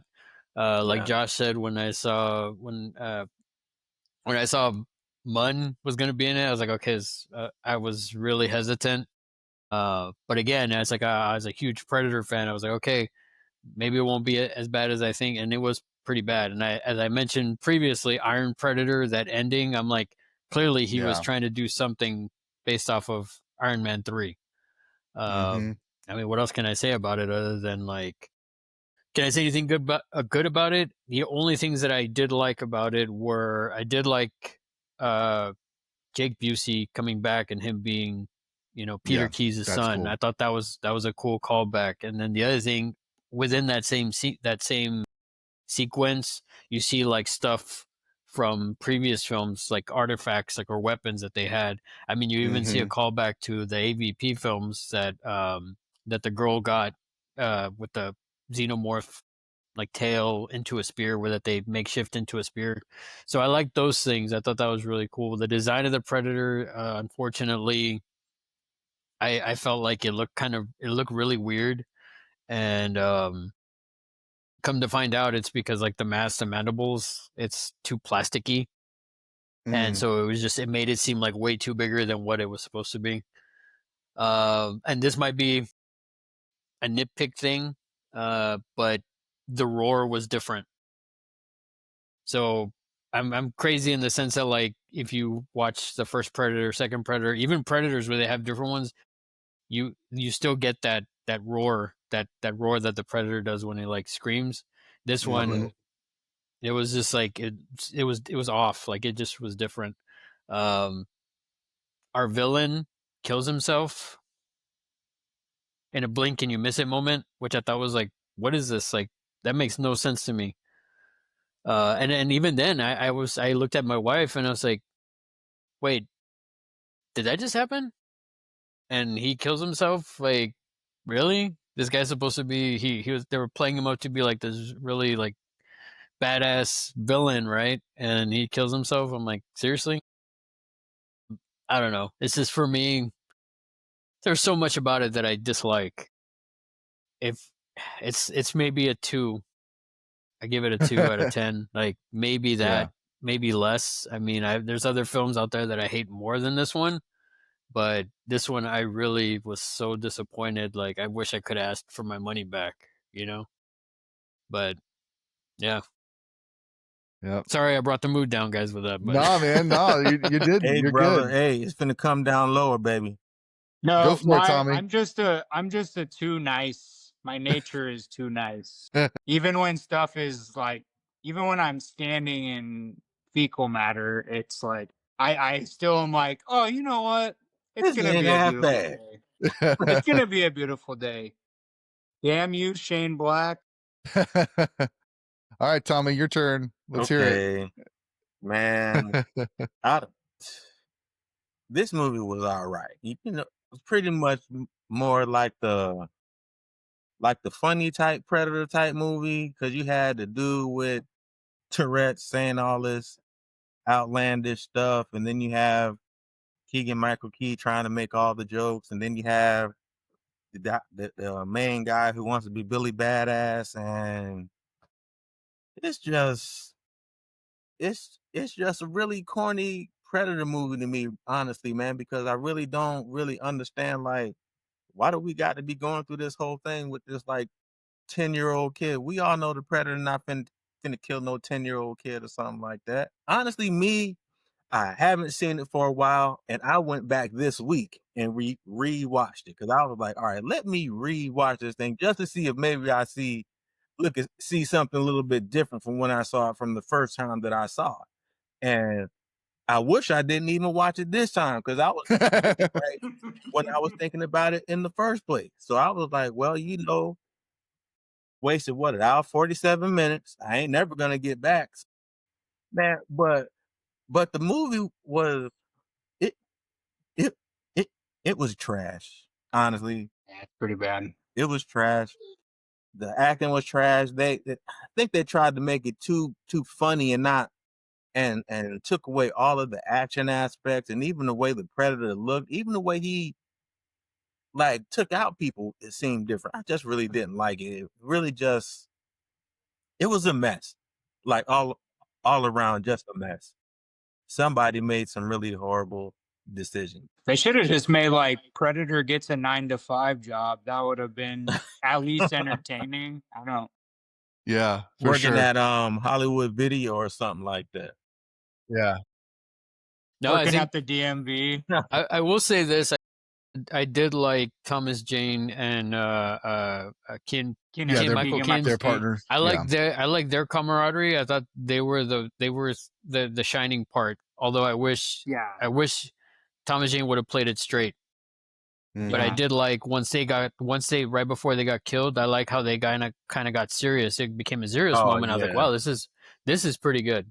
Yeah. Why didn't we get more of this instead of everything being a joke? You know Everything what I mean? was a joke. And I mean, I can go into other stuff like for other films, like Guardians of the Galaxy 2 and stuff. But no, I think they did a good job between them once it got serious, and then yeah, that's probably like the only shining moment I would say, other than the effects were okay for the most part. Yeah. Even that Predator suit at the end looked like garbage. I'm like, what is this? Yeah. They should have just done AVP3. God, freaking. If you're just gonna be throwing money out, I mean, you might as well just be like, all right, Alien vs Predator 3, and they're at Black Friday sale. Yeah, I know, right? Because the movie's already in the discount bin. Yeah, I mean, anything. Yeah. And it's crazy to say that. Like I said earlier, like you would think Shane Black of all people would know, like you were literally you were in the original Predator. You know what was like, you know what fans like, and you know what fans don't like. Now, if studios interfered, I totally get that. I know that happens a lot. But this, I don't feel like that happened. I think he just was like, no, this seems good. We got talented actors. They'll carry the movie. It's fine. And he's like, he put out what he put out. So it's unfortunate. And I wish we would have got a better movie. But thankfully, the next movie we're going to talk about is going to clean all that up. You got Cleans that it all right up. Facts, my real quick. Real quick. I got 3 quotes I got to say that stood out to me. One was "Get to the choppers." Super cheesy. They have to go ride the motorcycle choppers. Next one is Olivia Munn says he has an exoskeleton under his skin. That doesn't make it an exoskeleton anymore, for one. And then the last one is, "Oh, we're gonna dance. I got my shoes all picked out." Now that one I think is kind of funny. I think Sterling K. Brown said that one, but Sterling K. Brown in this, he's a great actor. In this one, Oh, he is yeah. just like, he is just playing the villain, like just Yeah. all too much, which is, that's the director's job, is to get the performance that he wants out of his actors. That's what Shane Black wanted him to do. He did what the director asked him to do, and it just, yeah, the whole Well, thing. and to be fair, like Shane Black is really good at, I mean, obviously he wrote the Lethal Weapon dialogue. Yeah. I mean, The Nice Guys and Kiss Kiss Bang Bang are comedic gold between all those talented actors. So like, how can you not, I get it's like a bigger franchise that you haven't worked on, but like, Mm-hmm. what are you doing? Yeah.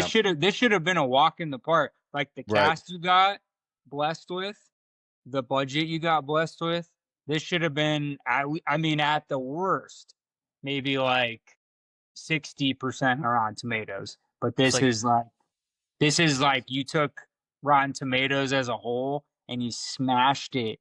You smashed it all, Shane, and we don't forgive you for it. Larry's getting the spark out of me now. I'm really upset. So. I love this POPpaGoss. I love it. Man, Josh, no. I have and- not and seen let's- this side of you before, my man. Now, let's not forget the great line that Sterling K. Brown delivers when he says, "Oh, we think Predator sounds cooler." Really? Yeah, it doesn't matter who is delivering the line.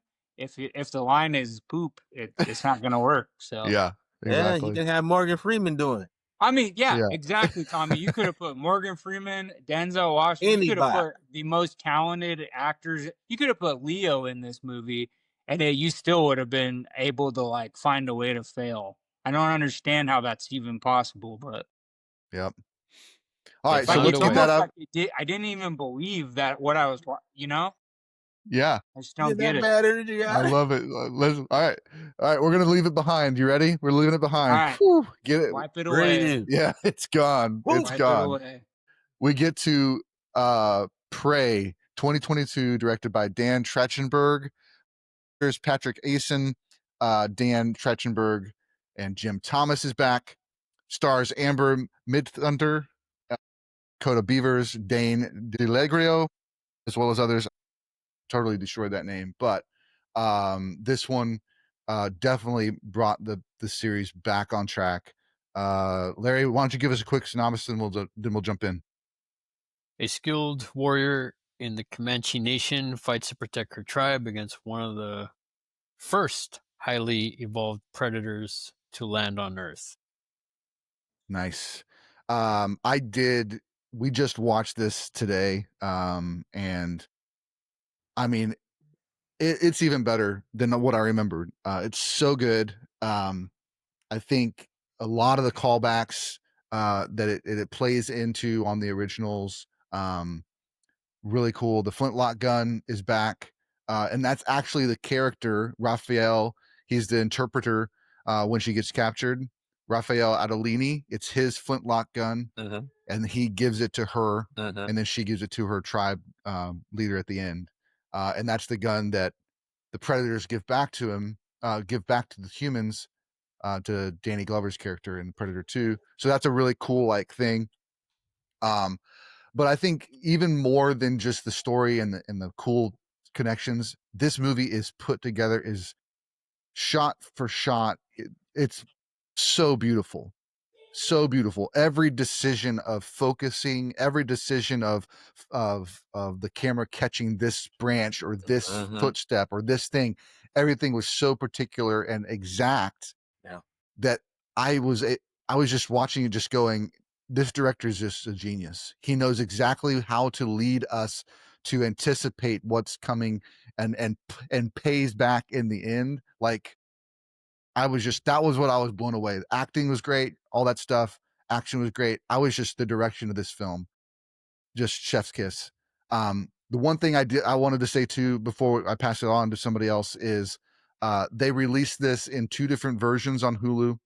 One was English speaking. The next one was dubbed in Comanche. So we had watched the English one first, and so this time I thought it'd be cool. You have to turn subtitles on, so if anybody's going to do that, to get ready for Predator Badlands that comes out this Friday, the you have to turn American subtitles on or the English subtitles on to get the English, and it's overdubbed over them speaking English in the film. So it's a little bit different than what I was expecting, but we wanted to kind of, since we were seeing it a second time, I wanted to kind of experience it using that original language, so that it felt, that kind of different vibe. So definitely worth it. But yeah, so much cool stuff to talk about this.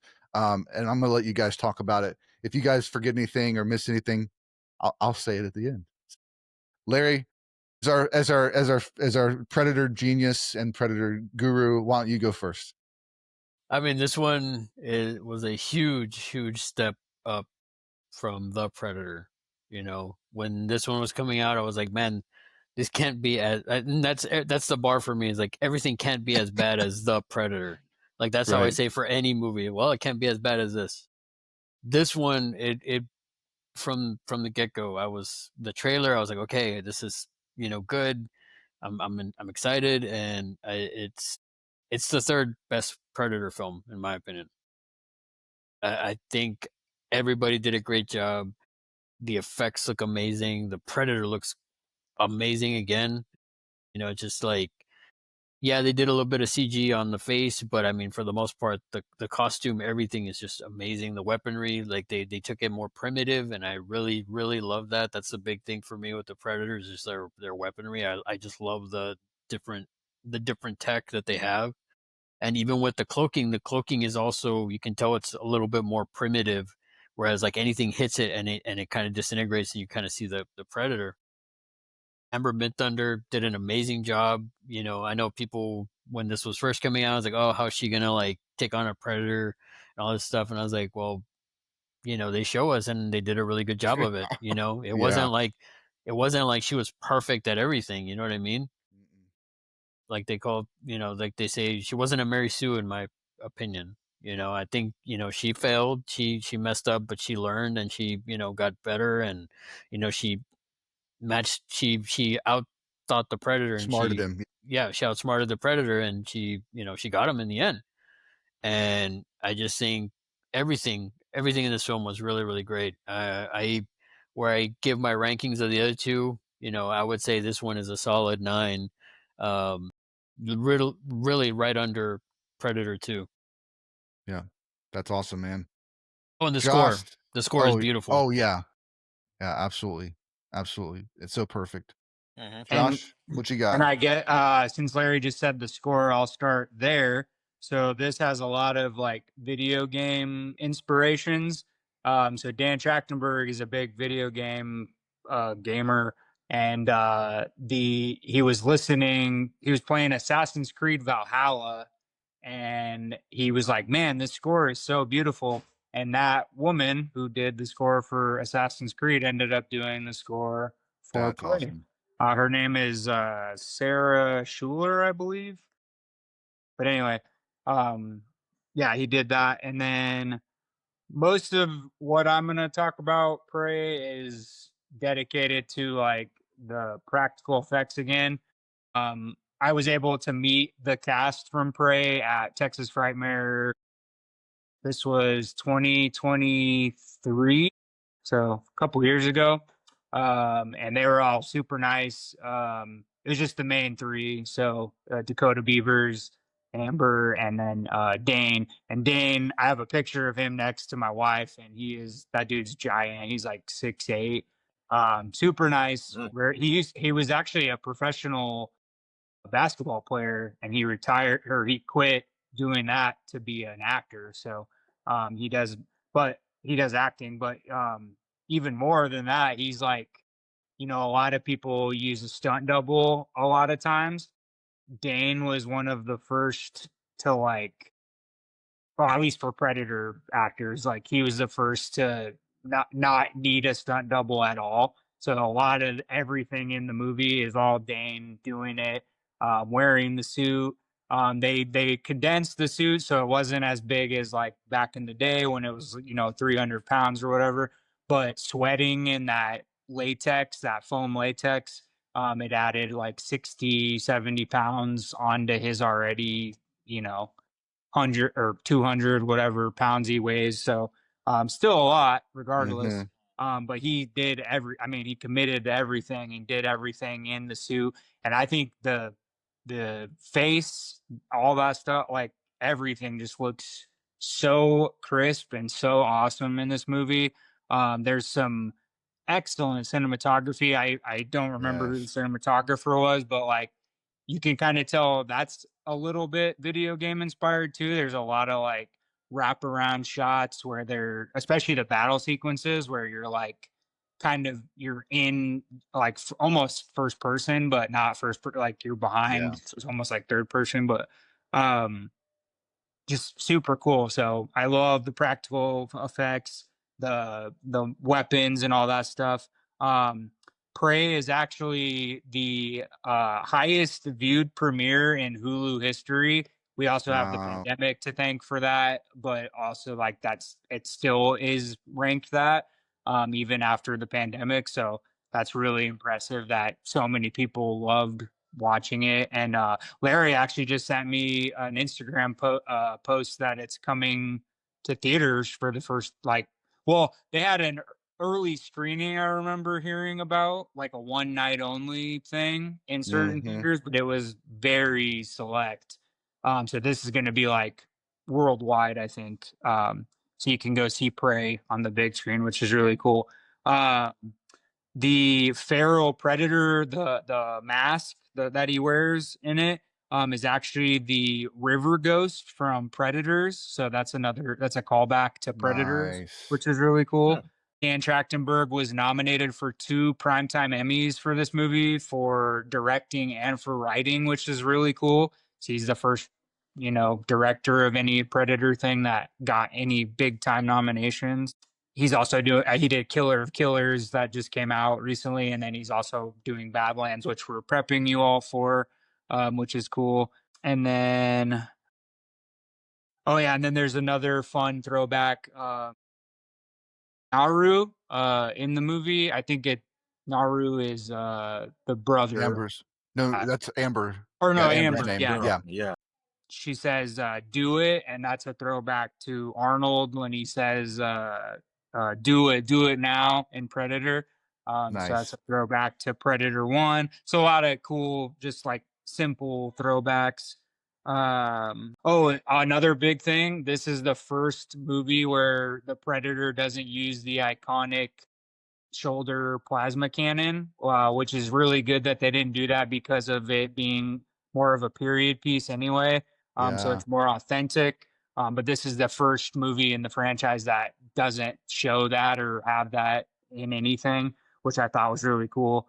And then last thing I'll say, especially about the practical effects, the face, they had a couple of masks for Dane to wear, and they had like 27. What are they called? Like basically tiny motors in them, and so they were puppeteering the face, like the special effects team. So it's really cool to like go back and watch that because there's so many cool like facial features that, especially when he's like growling or he gets his mask knocked off or whatever. And they're controlling a lot of that. It's like there's a bunch of little tiny motors in the face to make that come to life as well as they can practically, which I think super cool. I'm a big nerd for all that. So, very fun movie.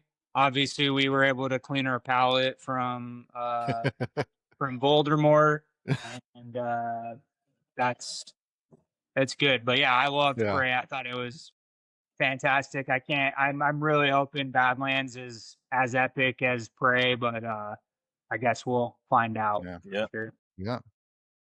Awesome. Tommy, let's hear it, bud. Man, these two fellas right here, I mean, they just knocked it out of the park for me. You know what I'm saying? I'm just batting cleanup right about now. Prey, honestly, Prey is my favorite one next to the original.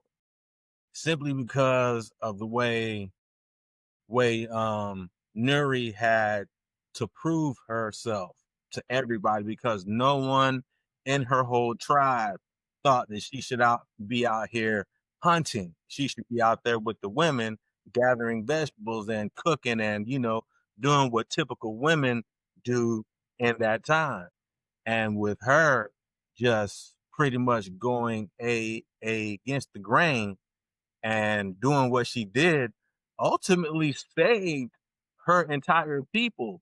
Because when this thing first came down, that one scene when it took out all of those buffalo, that wasn't the only thing that those predators was out there killing, especially when they see, or if the predator would have saw that they had weapons and stuff like that when they're going out doing their hunting on their own. So I really think this movie was really the best after the first one. And that dog, Sarai, Yeah. Sorry. sorry, Yeah. man, Sorry. Yeah. that dog, I wish I could have a dog like that. That dog seems so smart that she just did hand signals and the dog knows what to do. And man, it's just little things like that. But I really do like that predator in that one too, because he was really primitive. His little mask looked like it was made out of bone or something like that, and it wasn't made out of the metal whatever that was made out of the other helmets. And like I really like how her wits took this predator out, who like this is a predator. This is what he does. Like she didn't really start sharpening her skills like real sharp. She sharpened them as she was going along in the movie, when she was like, when she attached that rope to the Yeah. axle, throwing it against the tree, and kept doing that 15 million times, hitting the exact same spot. Like, how do you do that? That is Yeah. complete, total other talent, man. And for her to put herself through, she had to teach herself how to do that, because her brothers or no one in the tribe was willing to help her learn any of this. So she had to go out on her own and learn how to do these things. And by doing that, she messed around and saved her whole tribe by doing so. So had it not Right. been for her, her whole tribe would have been wiped out. So if you ask me, she need to be the chief. She need to keep the Yeah. gun, because she's the one that did the work to keep the gun, to even get the Yeah. gun in the first place. So if you, like I said, if you ask me, she should be the one that's running. Like she should be the chief warrior, is what they Yeah. call the other dude. She should be the chief warrior in that tribe, simply because of what she did. And if that doesn't prove that you should be a chief warrior, I don't know what would. So I do think that was the ceremony at the end, was that they were making her the chief warrior. So I do think that's what happened at the end. Okay. Did you guys happen to watch through the through the credits, the animated credits? No. So they showed at the end, basically the animated little bit, like kind of like cave paintings Yeah. of the story of the movie. But then at the very end, the last cave painting, she's standing at the edge of her tribe and everybody's behind her. And there's 3 predator ships that fly in, coming to her, which I don't think it was necessarily. I'm not saying that it was the predators after her tribe in particular. I think it was more of like an homage to, like, the predators are going to keep coming, in the future, so kind of thing. It was No, just like a I didn't really see that. cool thing. I just happened to like try to see if they did any post credits things or anything. No, man, I When didn't I was see that. watching it today. Yeah, and you mentioned her going against the grain, like that moment show, like, is kind of what I was mentioning about the director. Is that moment she's about to leave her tent, she gets woken up by her mom to go out and cook and gather vegetables and all that stuff, and all of the women are all walking out to the fields. She stands there and she turns around, and then the camera shows an upshot and it shows everybody walking one way and her going the other way. And it was just like visually showing you exactly what she's doing internally. And like, just that's what makes, for me, that's the movie's so great, is the director is doing such a good job of visually showing you what is the motivations and the things that we need to look for, not just telling us what we need to know. He's showing us at the same time. Just did so much.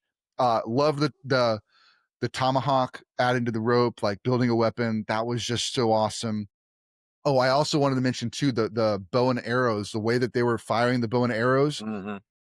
I actually saw a video, it's been a few years now, where there was a guy that's like a professional bow and arrow like shooter. I don't know what you call him. I can't remember what you call him, but that's how he believes that they originally, anybody that shot a bow and archer, yes, that's how that it was done.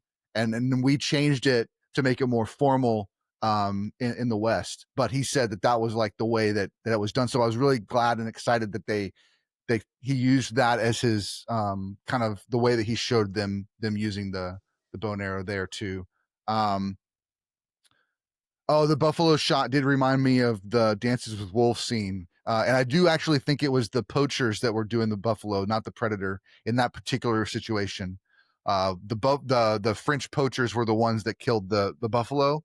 Okay. Yeah, they lead. At first they lead you to believe that it was a predator, because even when I first saw it, I was like, "Oh man, he killed all of these." And then when you see the poachers, I'm like, "Oh, it was these guys that killed that killed all the buffalo." Okay. Originally, I thought that too. I thought it was a predator. The other thing that they did in that moment was that director is showing us that the predator is watching, not just, he's not going after the humans at first. It shows him like killing an ant, and then it shows a snake, a predator killing a mouse, and then he kills the snake. Then it shows the wolf going after the bunny, and he kills the wolf. And so it's this really cool, like, in the same way that like the indigenous people would be going and tracking these animals, he's also like, this predator is also gathering these predators along the way before he gets to the apex predator, which is Naru. Plus he's learning what to do from those other predators. Like, this predator is doing this, that predator is doing that. I'm going to adapt this and I'm going to adapt that. And that makes him a far superior predator, because he's just like being like a little AI robot, just taking in all this information. When he kills that bear, that bear fight was just, and he lifted the bear up and starts drinking its blood. I was like, this is nuts, this is man. Crazy. It just gave us a chance to, because I think, like we mentioned in the first two movies, where they kind of, they're holding their cards to the end, and they wait till the end to show us the predator. And in this one, they get the opportunity to show the predator, and we already know what he looks like, but they show it in such a way that we're able to get more predator visually than we have in any of the other films, because they're always behind trees, and they're always hidden, and they're always taking people out throughout the movie, but you don't see them. In this one, it gave us an opportunity to see it, and in such a beautiful way, when he's in the cave and he's cleaning off the head of the wolf so he can get to the skull, and he stands up and he's not cloaked, and it just looks so, that amazing shot with the whole wilderness, in front of him, and then he turns on the cloaking and it just disappears, and just like, it's just visually everything, all the landscapes and the wide shots, and her walking through the woods, and just the whole thing, man. I was just so blown away watching it again this time. Absolutely. Such a beautiful film. That's awesome. If I had one thing to nitpick, and this did bother me, just because of being like a Predator fan, and knowing some of the lore, is the pistol. The origin of the pistol changed from the continuity. Originally, there's a comic book where the Greyback, the one that does have the pistol and gives it to Danny Glover, they show him in the pirate era. Yes. And he comes across Raphael Adolini, and originally he's gonna hunt down those pirates, but then the pirates betray Adolini, and Adolini and the Predator team up to kill the pirates. But one of the pirates kills Adolini, and on his deathbed or whatever, he gives him his sword, and Adolini gives him the gun. And I mean, if you see those panels, you see the comic book, it's a really, really good comic book. So for me to see the gun in this, I'm like, oh man, really? But I found out later is Trachtenberg himself said he thought when he was doing the film that he was going to have so much, like basically he was going to have the keys to the kingdom and read like all this lore and backstory. He didn't even know that story existed. So that's why he was doing it as a fan, like, oh, I want to like, bring back the gun, And he didn't realize that it was actually already told in the comic book. So I thought that was kind of Gotcha. cool, and that kind of gave me a little bit like, oh, okay, he didn't know, and 20th Century Fox didn't. They were just like, here, go make a movie, and he was Yeah. so he did it, and he made like I said, the third best Predator film. Yeah. You know, that's my only nitpick. I mean, but Sure. other than No, I that, get it. it's As a not fan, his yeah, yeah, fault. yeah. Yeah. Yeah. Absolutely. That's awesome, man. Anybody have any thoughts about Predator Killer of Killers? Just real quickly, we don't have to take a whole bunch of time. That's the I animated did, one, right? yeah, Oh, the animated that was one. cool. Oh, yeah, I thought so too, and I thought it was kind of calling back to what you were saying earlier, Larry, with the gladiator thing that was Rodriguez's original idea for Predator 3. I thought that was kind of, they may have used that as part of that too, but I thought it was really well done. Oh yeah, for sure. I think my favorite one is still the brothers, the sword one Mm-hmm. with the two brothers. Which, fun fact, is one of the main guy. It was actually Hanzo from Predators. They got Oh wow, they got did the him to do the voice? voice. Yeah. So I thought that was That's really really cool. My least favorite was what's the World War II one. Like, not necessarily, Mhm. it was the weakest one for me, but still overall I really really loved Killer of Killers. I was like, man, this is getting me excited for Badlands. Right.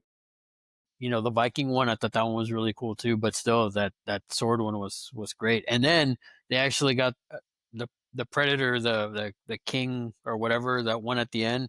Even that Mm-hmm. one, the roar, man, when I heard that roar, and I was like, that's it, That's it. you It's know, they back. got Yeah, me. yeah, You know, yeah. they got me. They got the roar correctly. Absolutely. And I think, Josh, what you were saying about him being inspired by Assassin's Creed Valhalla probably makes sense too, why he included a character very similar in the animated story too, as Yeah, kind I of like think an homage. I read that Kiro was a huge inspiration. Actually, Killers had two directors. It had Dan, and then it also had Josh Wasong. And, he works for a media group called The Third Floor. Uh, they've worked on huge movies.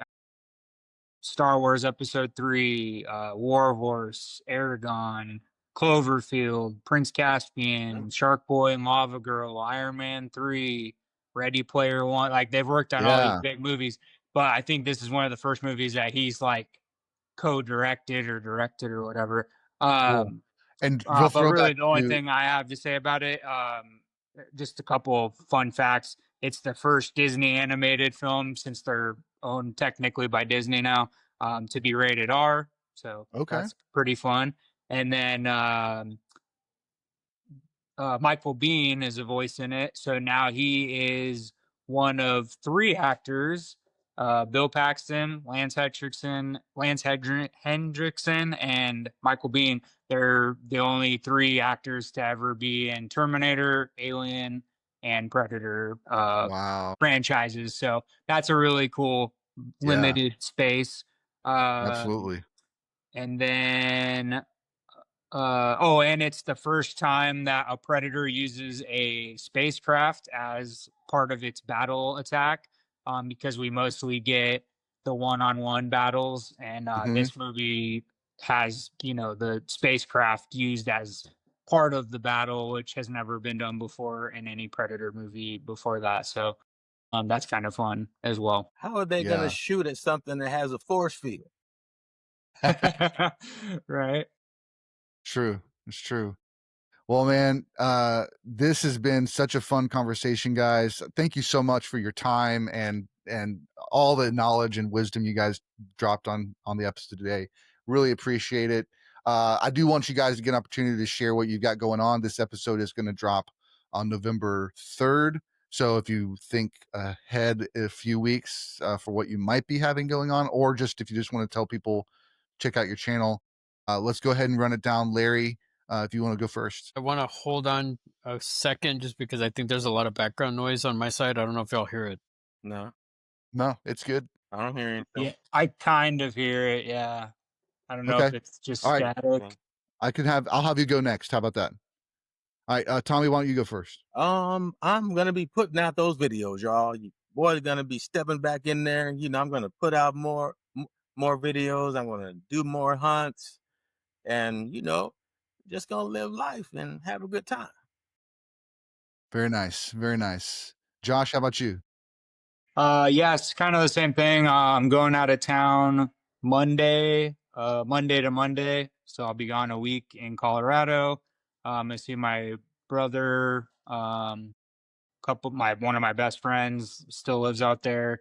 So we're gonna stay with them. So fun stuff. I'll probably try to throw something together while I'm out there because Colorado has some stuff that Oklahoma doesn't have. Um, I have a couple of videos that I've filmed a lot of stuff. I just need to put it together and put it out. I'm still really behind. I probably have about 7 or 8 boxes to unbox on my channel. Just have Nice. not, I've had to like move stuff up because stuff came up before that. That was much more important. So just getting caught up and going on a vacation real quick and then coming back and hopefully being refreshed. Very Cool. good. You deserve it, bro. Thank Yeah. you. Cool. Larry, what you got, bud? Well, as we are getting ready for Predator Badlands, I have a couple things that are in the works that should be coming up before that. One is I have the Predator Bone Throne. I'm going to be reviewing that. So it's from NECA, so I'll be reviewing that and putting that out leading up to Badlands, as well as I have a Funko box that I haven't opened yet, and it's basically Predator themed. So that's why I've been saving it for the Yeah. upcoming Killer or Predator Badlands. Badlands. So yeah, that's what I got coming up. I have a couple of live streams as well.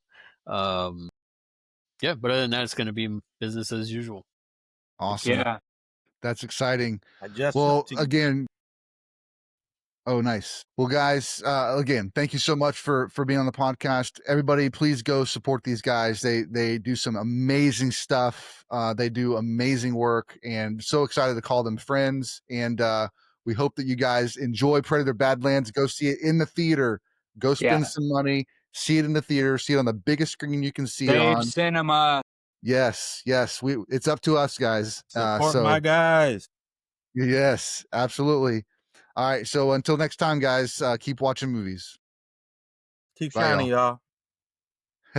Appreciate it again. Thank you so much. Talk to you later. Thanks so much for watching. We hope you enjoyed this week's episode. Again, you can check out all of our links at bio.site/moviesthatmakeyou. Feel free to drop us a line. We'd love to hear from you. So until next time, keep watching movies.